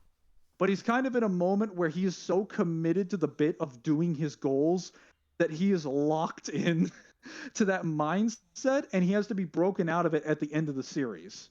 Because as you pointed out, he's obviously trying to fill the endless void of his hunger. He has a desire he has to see through to the end, and he hasn't gotten. They have to kind of convince him with overwhelming force. So let me see if I could actually find the example, but go ahead. So people understand kind of what Acacia is feeling. Have you ever been like really, really hungry? It's like that, but infinite, forever for the both of them. It's like that, but horrible. Yeah, so he basically mentions he was trying to prepare God in that state. And then before Medora points out that before she died, she ate the full course. The being that came out of this changed sexes is Joel. Joel is the reborn version of Froes, not the grown child. I see. So the child didn't make it. But who cares? None of that makes any difference to me. All I wanted was a chef in order to activate the numerous second stomachs spread out among the cosmos, because I knew the ingredients needed the proper preparation, and the food luck Froes possessed could make that possible. Just take over the food luck, and any chef will do. And that pisses off Medora insanely because it makes it sound like Froes, who he points out, Froes makes up his entire his full course meal. The things that she taught him, her kindness, her generosity, is the most important thing in his life. So for him to tell her, for him to sit there, basically his father, and tell him his mother is just like, oh yeah, any chef could do as long as they had food luck. Your mother's nothing special. And for the record, she may not have approved of me, so just so you don't get me wrong, she was not at all an unfavorable chef at me. She always planted me kisses when I got home. She was a good woman who treated me to the best cooking. And the next thing that Medora says is like, I don't want to hear it. This conversation's over. Now die, Acacia. And he is incredibly bloodlusted. He's so fucking angry after he says that. So just to reiterate, Fat Hungry Space should be like the fastest and strongest Hungry Space he's ever done, because he is trying to murder Acacia. He is trying to consume him alive. Well, it should also be the strongest and fiercest minority world, not the weak one that Ichiryu used on Medora to not try and kill him. This is one that would like turn the atoms off straight away if he was a user bloodlusted. Keep in mind, he is trying to murder Acacia. He wants to kill him very quickly. He's trying to take pleasure in making him suffer. That doesn't work if like you're going easy on him. So just needed to point that out. Yeah, because it's heavily resistance feat and regen and all that. Anyway, we can continue now. All right. Been on the tangent for a while. Continuing the video. Now, let's return back to Acacia's personal ideology. At this point in the story, Toriko is fed God by the food spirits and awakens his appetite demon and consumes it just like Acacia, putting his power level supposedly on par with Acacia's. And amongst this, the 8 kings and heavenly kings have all recovered from also eating God. But even now, Acacia once again simply calls them flies and mocks them. Here, Acacia acknowledges the anger within Midoriya, stating it almost matched his appetite. And then he asks, why do we eat? To stay alive? To leave descendants? No. Acacia claims we simply eat because we hunger. We don't eat for purpose. We don't eat for meaning. And that appetite is far more self-centered than any of that. The entire universe follows this path, but humans are the ones controlled by their emotion, love, anger, purpose really. None matter, as eventually they will all crumble in the face of appetite. This leads back to what I've always kind of said about Toriko. This world is a evolutionary arms race, not of survival of the fittest, but of who gets to eat the most delicious thing. Acacia delivers this callous speech before officially dropping the most outrageous feat in the entirety of the Toriko series. Using the gourmet hand, Acacia literally begins to crush the earth and can even still... But before we're going to go to his most outrageous feat, which I actually don't think it's the most outrageous feat. That kind of tells me everything I need to know about his position. I wouldn't say the Toriko world is really like, this might be the first position he said that I've directly had a problem with. I wouldn't say that it's an evolutionary race of, not an arms race, but who gets to eat the most food. It is definitely of who's the strongest, because whoever has the most potent gourmet cells would be the strongest. Like, yes, obviously it's a race to get the food, but they eat the food in order to evolve themselves to get stronger. Even though Acacia points out that they ultimately do it because they're hungry, Acacia's kind of proven wrong that like what people are hungry for is the experience of life itself. While they do love eating food, they have different goals and things that they want to accomplish. Most of them want power and strength. It's the only way they can change the world they're living. That's literally the whole reason why Medora and Ichiryu found the Gourmet Corp and the Gourmet Organization specifically. It's definitely an arms race. Yes, it's an arms race conducted by food, but it's still an arms race. Do you have anything you wanted to add to that, Kyle? No, not particularly. I'm more saving what I'm going to say depending on what he says about the gourmet hands. Sure. All right. Let's continue then. react to Minority World while doing this. Even when Minority repelled the first gourmet hand, Acacia made 7 more planet-sized hands, and as we know, appetite energy are attacks that can be given real physical form. So, let's say if one of Acacia's hands came into orbit of our Earth, the tides on the planet would immediately grow in size and destructiveness, and that's before even making contact with the planet. Acacia could juggle our solar system if he actually fucking felt like it. It really shouldn't be understatement how powerful he is at this point in the series, and the entire time, he had been holding back while taking similarly scaled planetary and star level attacks. And once again, let's not forget, he even started to eat the cosmic force of nature that is food luck, eventually devouring all of Midoriya's. Imagine if someone. So I stopped after he said he was devouring food luck. So I don't think I don't know if he's tired at this point, but the thing to point out is that, like, while yes, he's holding and physically trying to crush the planet, if he wanted to, he could just Ashra's Wrath the planet with all of his fists. There's nothing stopping that. Yeah, I mean, he's kind of pointed out at this point they're strong enough to do this, but like he doesn't need the appetite energy directly. There are characters that could have destroyed the planet probably like an arc back. Oh, And like I would argue even like Toriko could have done it. oh, you can argue based on statements that, you know, when was the when was the air arc, like 120 chapters before this? Somewhere around there. I believe air is the first item on Acacia's full course that they go after because they go to get it from Hercules. And that's when the blue Oni first awakens. So that Yes. is the first item they get because when they get it, I believe then Komatsu gets like stealth stabbed by Ichiru's his nephew. I'm trying to remember. Tepe. Or yeah, his grandson. Sorry, a nephew. And then they obviously have to go to Bambino. They have to go to the Monkey Islands to get the pair from Bambino because they have to provide medical care to Komatsu. So yeah, it's like what about that specifically? Were you to bring up just like you bring up air. Yeah, it's just you know, saying that the characters can destroy the planet at this point is kind of redundant because they could have done that like They could have done, yeah, they could have done 120, it back then. 150 chapters ago by this point. Yeah, yeah, but by the time they enter the gourmet world, like again, everything this guy has said, like he doesn't.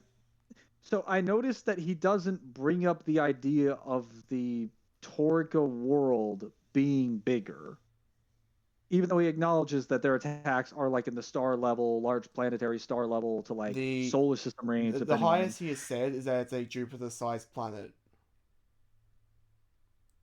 Okay, by that point, there shouldn't be anything lower than star level, because Jupiter isn't just a large planet. It has enough mass to be a dwarf star. Actually, it's so large of a planet, it literally has enough mass to be a dwarf star. But because it's technically there's still some mass on it, even though it's a gas giant, it technically wouldn't qualify as a star. And because it doesn't produce light quite the same way, it just isn't a star. The specific technical reasons why it's not. But yeah. Anyway, whenever you bring up Toriko's world, you just have to point out that like the planet is much. I would argue it's larger than Jupiter at this point. I would just argue the Earth has the mass of a star, if not bigger. And if it were detonated, it would blow up the solar system. Well, it also goes on to the fact that he's kind of undercutting what food luck is, because he's saying yeah he's eating food spirits, but he's not elaborating on why that's also important because they're kind of the similar being of like Also, the gourmet demons being abstract beings of pure appetite energy.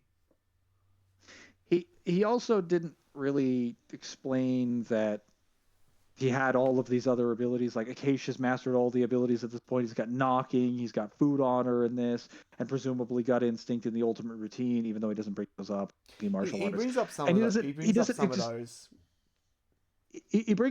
he brings up knocking and he brings up food honor, but he doesn't explain those in detail. It's possible he's done other videos on them, but the thing is that if you bring them up in a video this long, you have to commit like a minute to explaining each of them, or at least like 30 seconds. You could just be like, well, he's got these, whatever, moving on. Like, no. Food honor is really strong. It's kind of busted. So is knocking. I'm ready to continue. Continuing. Key plot armor. That's what Acacia is essentially doing by forcibly interacting with a fucking concept. With food luck gone, even Midoriya, despite being capable of similar planetary feats, is overwhelmed. At this point in the end game, Toriko had gone through 4 separate power-ups. He had eaten God, awoken his true appetite with Sinner, been fed the cells of the red nitro, and had his anger unlocked by Pair. And some of these power-ups, like eating God, applied to the other Heavenly Kings and 8 Kings. Even when all these characters empowered by God released their rage and attacks at Acacia, he still devoured it. But we finally see that perfect form of his is faltering. His body cannot contain all of the energy and damage that he continues to consume. But even then, Acacia in one fell swoop murders everyone. The remaining 8 kings, Brunch, Komatsu, the Heavenly Kings, one after another, are torn apart by Acacia. The moment was so intense, Pair could only flash back to previous massacres it had witnessed, and even begins to break down in despair. With only Toriko left, even he admits that Acacia/Neo has powered up even more from eating the 8 kings. Toriko reveals, though, that since So we might Acacia have to never... pause it there at 29:30. So he might need to mention there's a specific reason why Acacia wasn't able to absorb all of that. And it's not because the sheer amount of energy or volume of energy.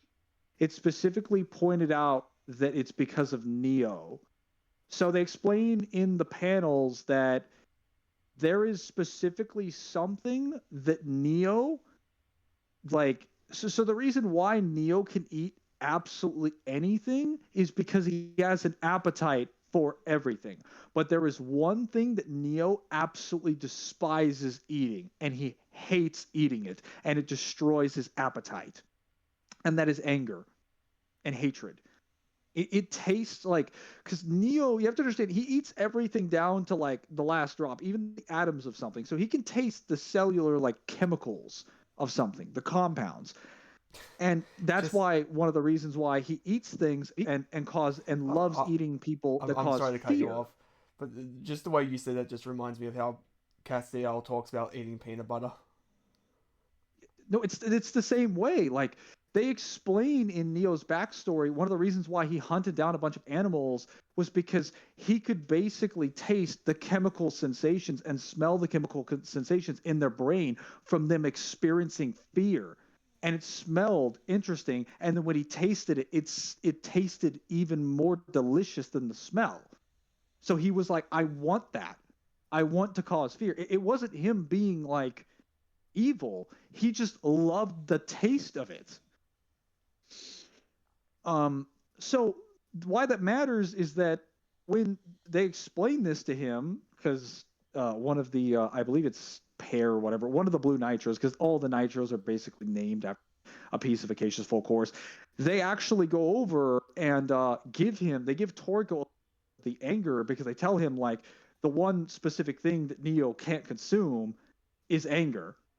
And then Toriko starts channeling his absurd amount of rage and anger, the information that he's been given by Nitro, to start pummeling that into Neo's body, which is what overtaxes the body and his absorption.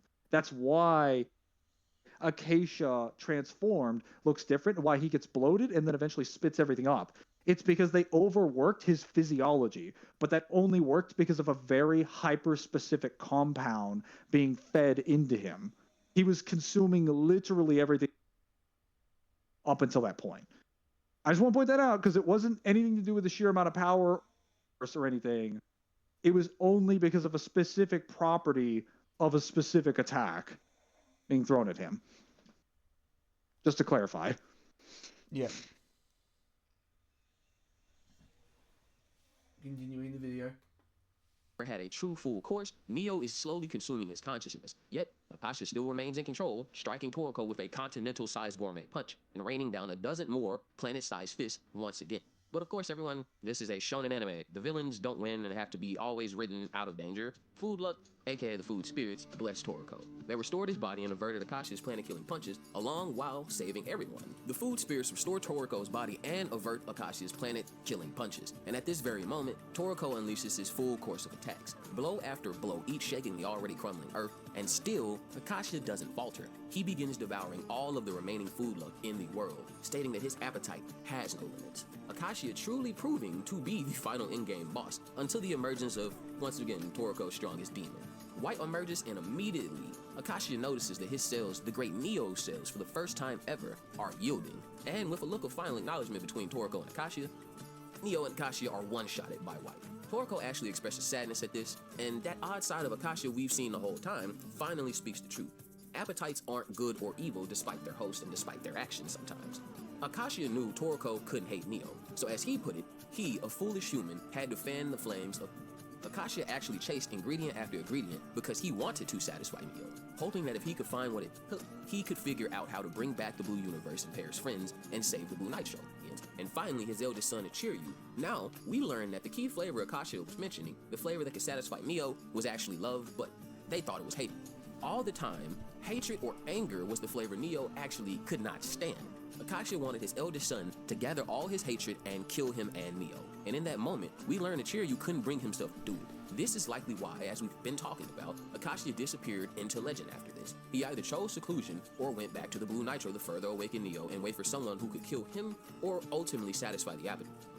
We see that despite all the horror we witnessed, Acacia still sheds tears because the entire time he held back Neo, he was worried, doubting himself, doubting that if he couldn't figure out his appetite, the fate of the world was doomed. So either his destructive rampage thus far was what was necessary, or currently the only way he sought to achieve his goal. Even in the final battle, Acacia was never fighting at full power.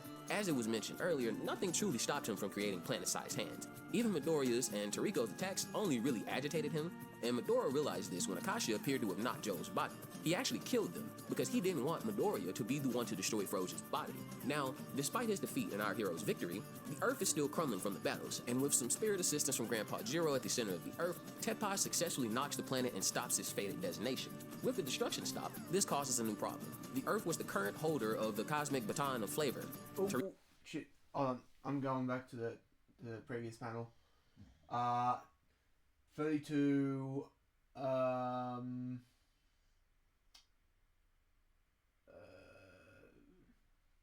holder of the... Alright, I'm at 32:55. Just so, there's the scan that we've been talking about all along about the planet. Yeah. A planet prepared by gourmet cells is set to age and mature until ultimately exploding, and the energy it gives off is greater than that of a supernova explosion from a huge star. Yeah. So the reason they explain this is because they set it up in the Monkey Island arc. They tell you that the size of the gourmet world, or the size of the planet, ever since it started cooking, millions of years ago, ever since the Earth has started cooking, it has increased in size by 500 something times. So this planet is far larger than an actual planet. And to be clear, even if a normal planet exploded, it would never be capable of producing star level potency. This is not a star level potency. This is a supernova from a huge star. When a supernova actually happens, what happens is that when the explosion occurs, it compresses itself. So it gathers enormous amounts of mass and density in a highly concentrated area, and it explodes outwards with an order of magnitude of force, many orders of magnitude above what the star can normally take, because so much mass is being shoved into a single area and then detonated all at once. That's why supernovas have such a large, expansive range, and they don't just affect a lot of the planets within their range, they can travel much further. So if a planet is exploding with that kind of force, that's not a normal planet. No, that has more mass, more weight. It's also the statement of this is why we scale the gravitational binding energy higher than just say that of Jupiter, which they say is like the size of the planet. Because this statement alone would make the gravity that akin to that of a star. It would make, to put it in perspective, the Toriko Earth is bigger than all of the planets in our solar system put together plus our star. It has more mass than all of the bodies in our solar system put together. That's how much mass it has. And then it's swelling up and then detonating. Do you understand like how like much mass that is? I mean, it's probably not the size of all of them put together, but it'd still be bigger. It would still have a bigger size than any of them individually, aside from maybe the sun. Because a lot of that energy is compressed. So much of it is compressed. As they point out, like, it basically creates a nuclear reaction. And when you create a nuclear reaction, similar to what happens in a star, you are producing so much energy in a small space exploding outwards that you can sometimes produce more than what you would think would be able to fit into that space. So it doesn't matter how big an object is, if it's producing a reaction like that, it's always going to produce more energy than the size of the object it's. So if someone says planet, that doesn't mean anything. That's not indicative of how powerful it's going to be. Could be star level, could be large planetary. No, it's one of those That's all we're things trying to say. where if you tell me like, oh, they can destroy a planet, but then you omit the size of the planet, that kind of matters. That's kind of like the most important piece of information. I need to know that. Anyway, let's continue. Well, actually, did you want to cover the idea of Acacia purposefully losing the fight?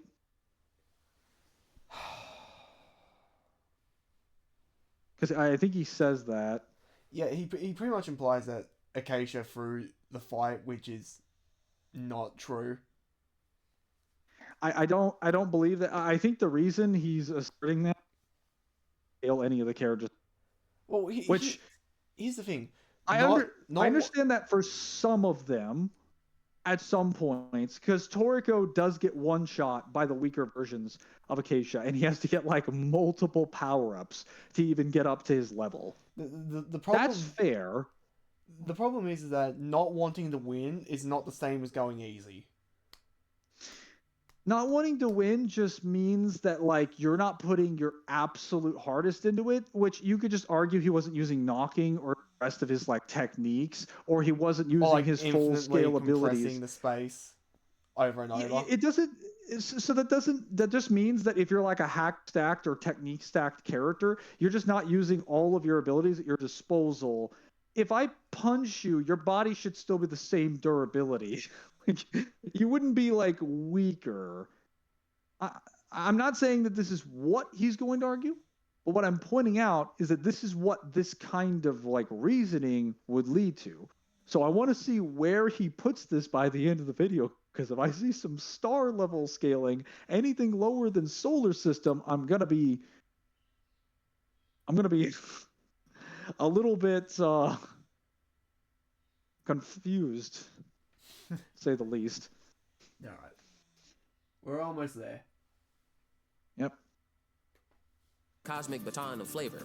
Toriko really just gets kind of wild. But when planets erupt, the ingredients and appetite energy stored there scatter and over millions of years reform into new planets and full-course meals. Luckily, with Acacia's death, an unfathomable amount of the blue universe's ingredients spew back into existence, enough to fill nigh infinite galaxies. And the planet itself spews raw censure, the ingredient responsible for rebirth, and rejuvenates everyone that's at the battle and on death's door. Did you see what he did there? Hold up. So he said it spewed forth an unfathomable amount of ingredients I didn't catch that. For a nigh infinite amount of galaxies. That's actually not what's stated. Yeah, so he clearly doesn't agree with the idea of being infinite. What states is that after that, Neo's eruption of ingredients continued. The unfathomable amount of ingredients was enough to create an infinite number of galaxies. It's not nigh infinite, it's infinite. So it's just a whole universe. Just to be clear, you couldn't make that like I can't This guy is using the official translation. I bought most of the official Toriko manga. I have the physical media. I know what these scans say, and I know he's using them. He knows what it says.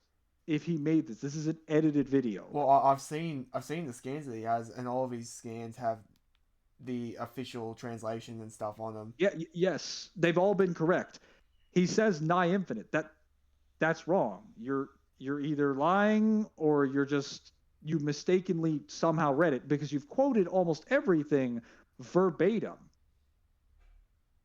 Why would you, like, the difference between nigh infinite and infinite is a pretty massive difference. It's between having a finite amount, just having a really high amount of galaxies, and having an infinite amount of them, which is like an infinite sized universe. That's a massive difference. One of them could potentially just mean like a multi-galaxy feat. The other one would be so much larger. You could fit all the multi-galaxy feats in fiction, and they still wouldn't be as big as an infinite-sized one. That's the difference between them. It's astronomical. Just want to point that out. That's important. Rightfully so. We'll continue. Doorstep. Even luckier, with the manga's true saver being Zange, or Zombie, the random gag character that somehow survived the entire series. Zange apparently has the last remaining and strongest food luck, which Midoriya takes and copies to restore the entire planet. So yeah, the entire series, Zange's food luck was so insane he could literally ass pull planetary devastation.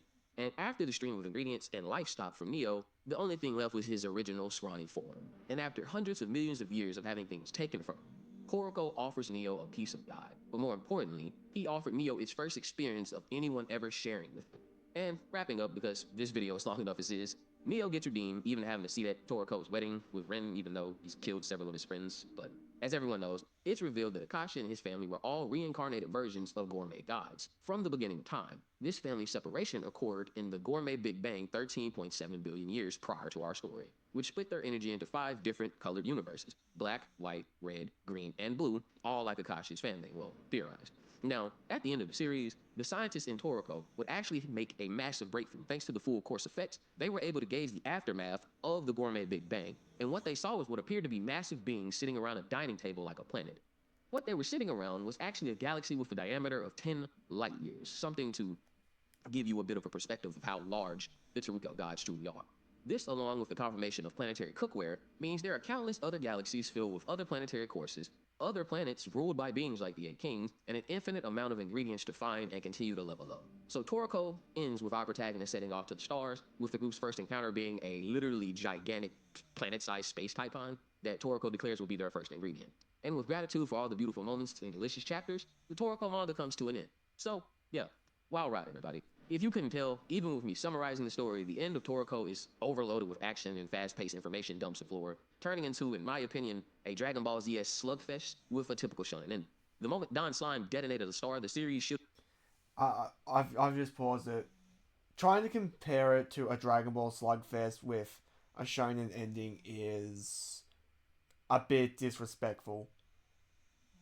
Yeah, Dragon Ball didn't really have good choreography when it came to a lot of its fights. It's mostly characters just throwing haymakers. Mangler, no! Are you telling me that disappearing and reappearing and phasing through punches is not good choreography? No! And using examples of, like, what is it, the zip lines on panels where they just show like the lines of the fight to indicate they're moving really fast. Yeah, and just throwing punches in the same spot over and over. Like, if you've ever seen the Dragon Ball Z anime or manga, it just looks unimpressive as hell outside of, like, maybe a very few fights in the series, like Cell versus Goku, like Piccolo versus Android 17, and maybe like Goku versus Vegeta. You've got like a handful of fights. You can just say that, like, the choreography disappeared once Goku versus Piccolo Jr. happened. Yeah, at that point, you have to find specific examples everywhere. I would also argue that, like, Dragon Ball doesn't have a broader meaning that is, like, attached and relatable to most people that affects their world, because mostly Dragon Ball is about people trying to stories about people who love to fight and the enjoyment they find in that. The most that you can relate to that is the need to improve yourself and having like mentality stronger. Toriko's is more of like a realistic interpretation of like struggles that people are having in the world between like conflict, poverty, obviously hunger, violence, the need to survive, the need to improve yourself, your career desires, keeping friends, staying with your family, accomplishing your dreams. Like there's so many thematics into it. Has all the same ambitions as something like One Piece, except unlike One Piece, it doesn't have any of the pacing problems, and it has significantly better fights than Dragon Ball, with powers that are as bullshit as Bleach's. It's To also say that it's like a Dragon Ball Z slugfest would imply that Dragon Ball would have any of the level of depth or could ever even dream of having that. well, I it's don't think also that's true. it's also the fact of like he, after the pair arc, he was basically told to wrap it up. So even while told to wrap it up and cut like 5 extra arcs that we're probably gonna get that were gonna focus on each of the individual kings, we still got, well, I would still argue to be one of the best endings in shonen. We did, even though it was quite rushed. It actually was satisfying. This is also why I wanted to address one about Neo, which is that he didn't really understand why Neo was forgiven, as it's pointed out by the Blue Nitro. The Blue Nitro don't blame Neo for what he did. The narration itself acknowledges Neo is not at fault for what he did. Technically, the Nitro are at fault because they were the adult intelligent creatures that were enslaving people and their entire planets and their entire cultures to doing this. They were the problem. It wasn't Neo. They're the one that created the conditions for him to become a monster, and Neo just wanted to eat people in order to survive. Well, And yeah, then after a certain point, he just started thriving because he ate the things that he desired.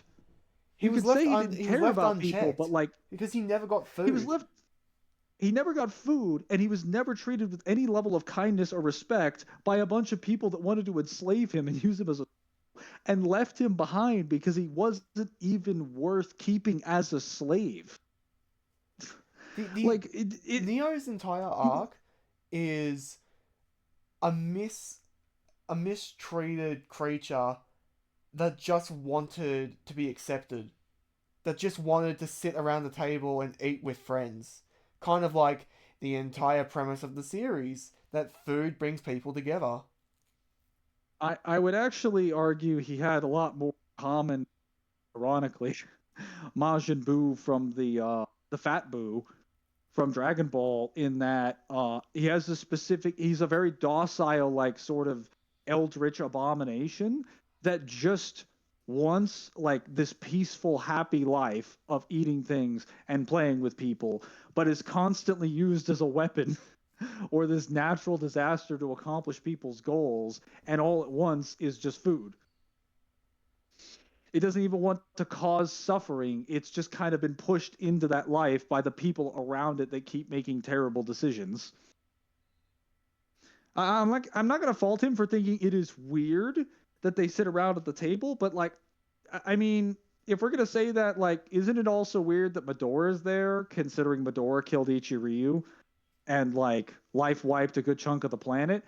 I mean, are you going to say that Medora is okay because he redeemed himself? Because I would argue that like Neo spitting up all of the galaxies redeems any of the harm he's ever caused, because all of the stuff that he spit up is now alive in the universe. So like any harm you could argue Neo ever did, he undid when it was spit up. And now he won't be doing that harm anymore.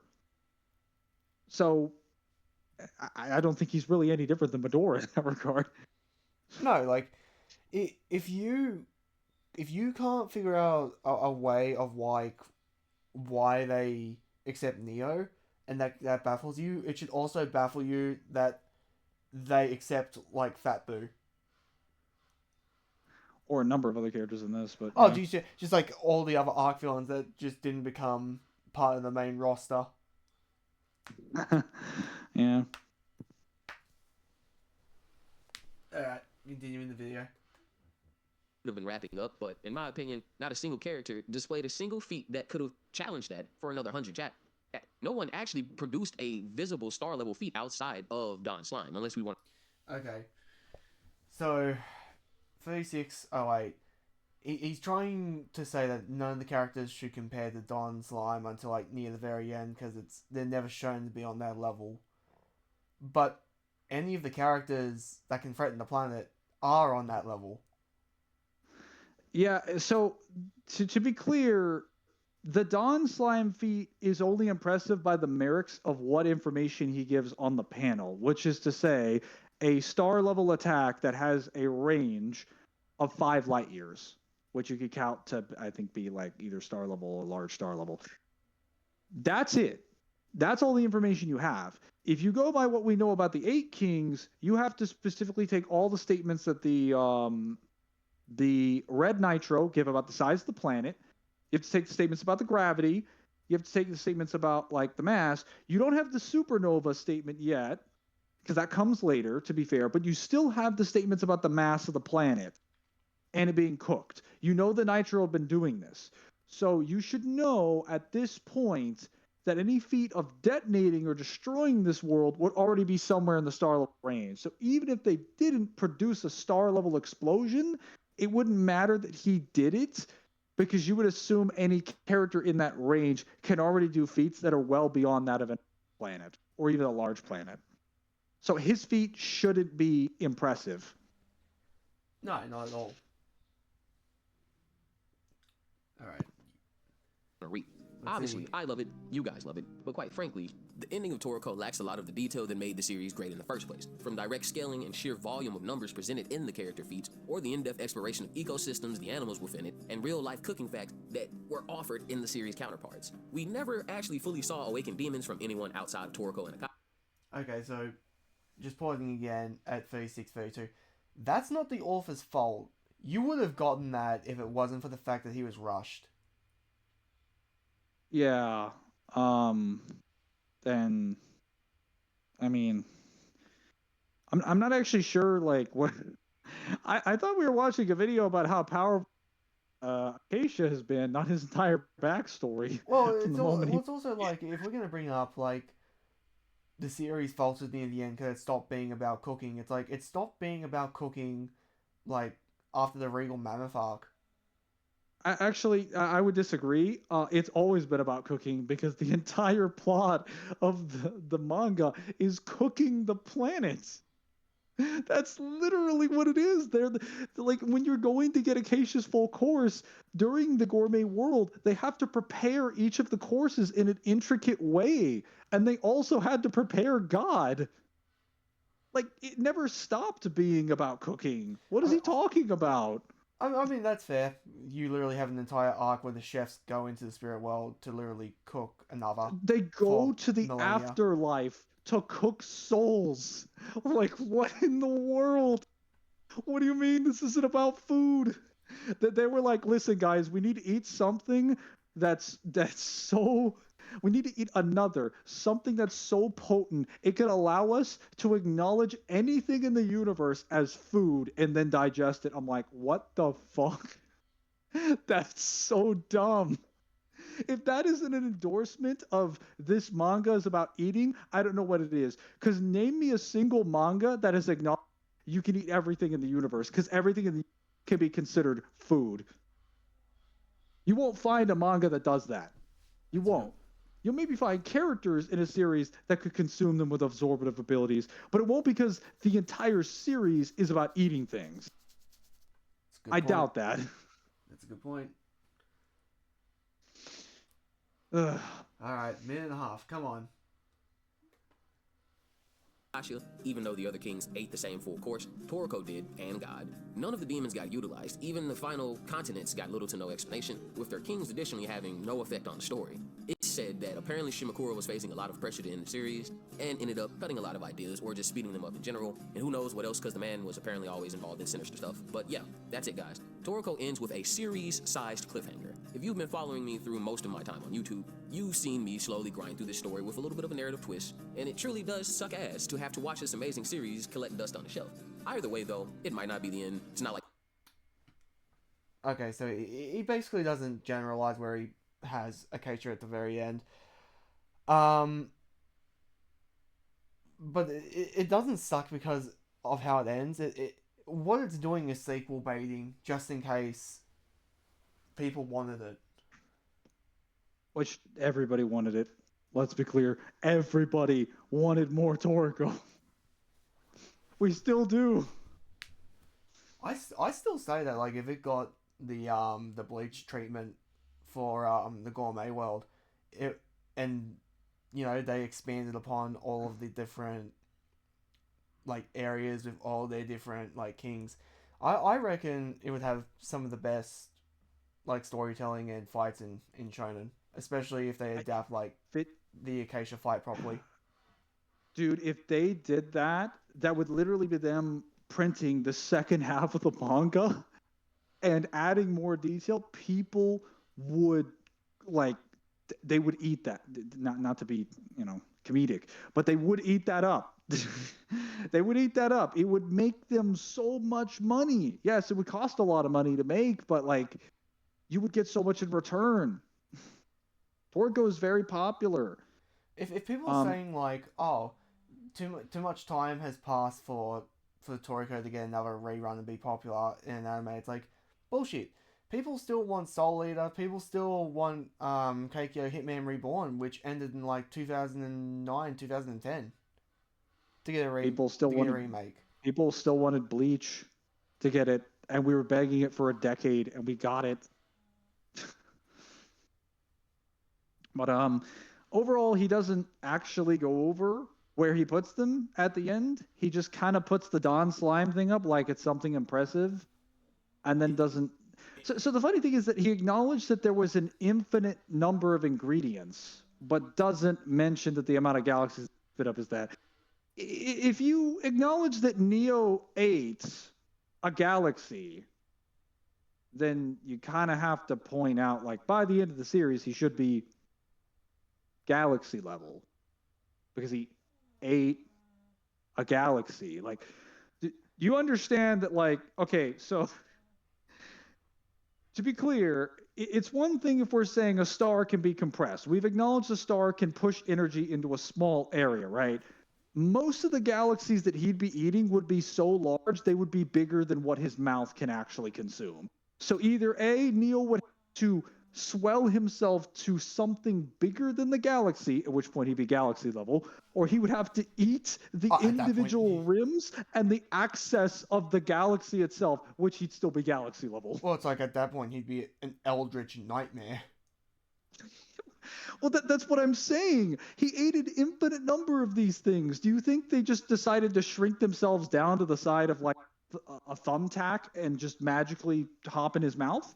So, like, no, they didn't change size. He walked up to them and consumed them.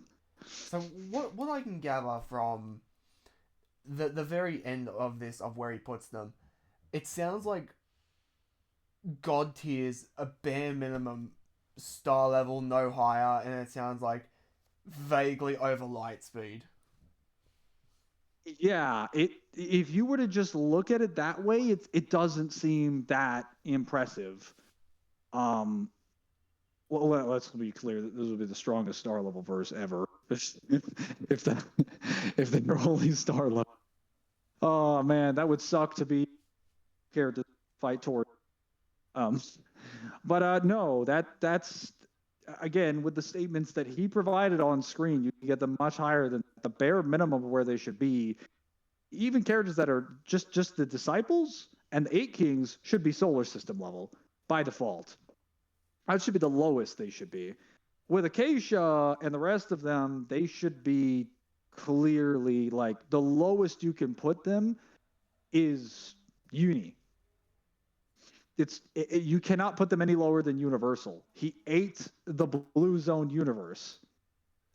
Well, that is a fact. Well, this is something that we need to explain to people too, who are just like, well, eating galaxies doesn't make you universal. He ate an infinite number of them. He ate an infinite number of mass, and each bit of that mass gives him more power, which means he'd be stronger than a character who could destroy a finite-sized universe.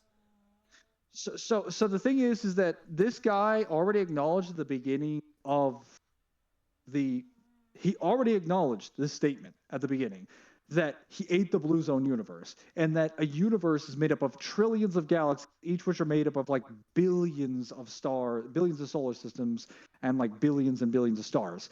And I'm like, okay, like, do you think that Neo is individually, the way he eats a galaxy is that he just eats all the stars in a galaxy and eats like every like nebula and like cloud in it until eventually the galactic axis disappears? Because keep in mind, like most galaxies and things like that also have a black hole at them. He'd also have to eat that too. Because something there, like there's something at the center of the galactic spiral that's causing the axis. A galaxy still has an access point.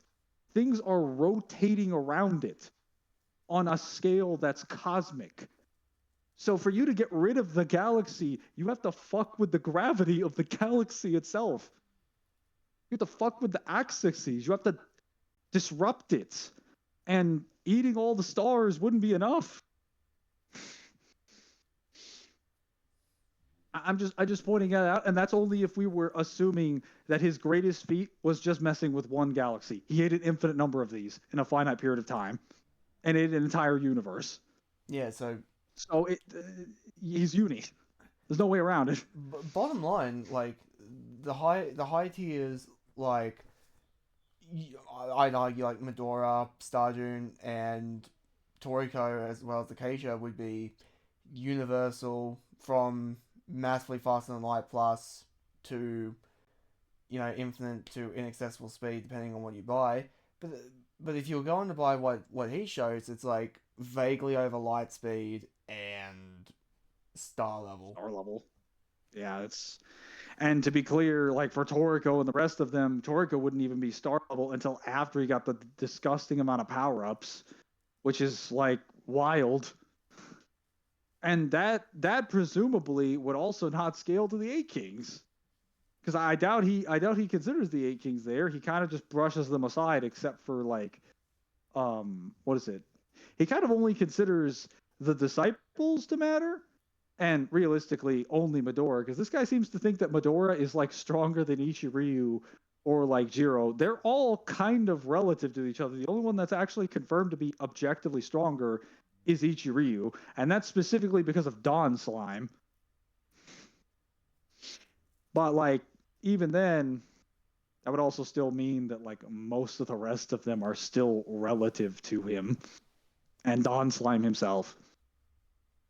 I think he's just bringing that up just because, much like Dragon Ball, he needs an example of someone doing an on-panel big explosion goes boom move, and that equals scaling. Which, if we're going by that logic, there's a panel that shows the planet doing big explosion goes boom, and it states that the explosion would be a supernova from a huge star. Much bigger than star level.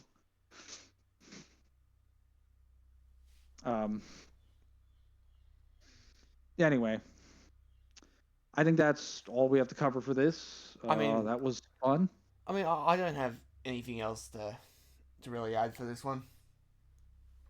Yeah, it's the video's fine. I liked it. I just wish How Powerful would have had sections involving a bit of cosmology, but a cosmology recap, hacks and abilities, sort of like skills and like combat forms, all that, and then obviously like AP and various stats.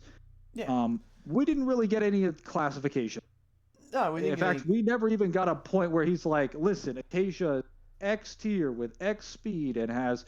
These are his like primary signature attacks. This is what they can do. This is how deadly they are. And this is how I grade him. Like, nothing like that. No, nothing like that. And, like, it was a well-edited video. It was fine. I'm not mad. But it's the same... It's the same scared points where Toriko power scalers, for some reason, are scared to step outside of the star shadow.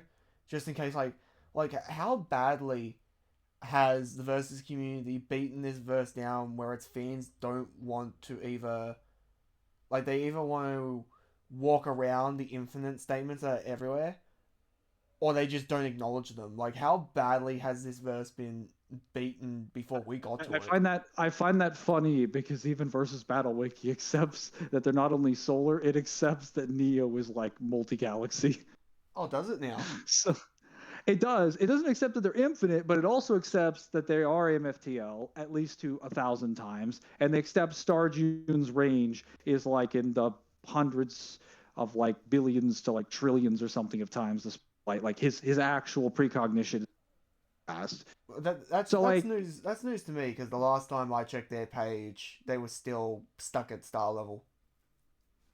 they're at solar system technically, but that's just because they've acknowledged and categorized like they've literally cataloged all of Acacia's full courses and explained them. They just haven't explained any of the other like direct powers in their own little things. So there's a lot of stuff that they had to go over, but they did a better job than any Toriko scaler's done thus far.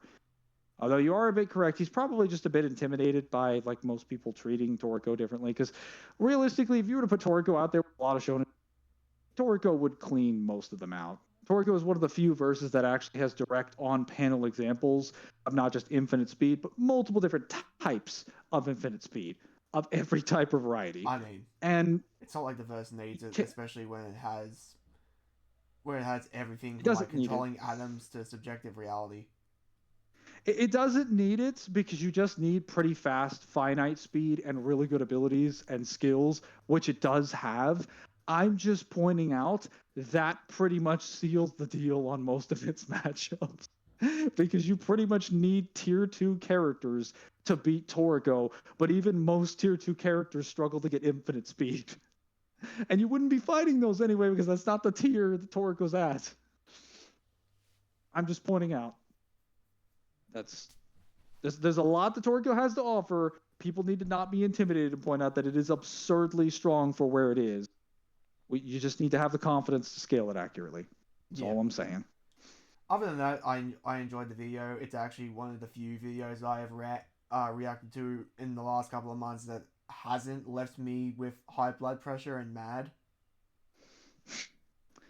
Yeah, I've had more fun with this video than the rest of them. I did enjoy that.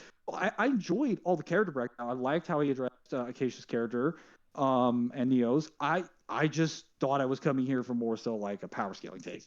That's it. I just thought it was like weird advertising chat. Other than that, like again, if I came here for a character breakdown, I think he would have done a wonderful job. And the editing was still good as well. And unlike most people, he actually puts the panels on there so we can read what he's saying. Thank goodness. That's always nice. He also used the official translation for once. Thank goodness. I don't want to deal with someone that spends their entire time being like, official translation not valid, bullshit reasons. Sorry, that just really bugs me. Anything other than that? Do you have any closing thoughts? I don't have it any. No, there's nothing else I can add. It was a good video. I gave my constructive criticism. You can stop it when you're ready. Wonderful. Thank you for joining us for this video, and we'll be back later on with another Toriko video. Until then, everybody have a nice night.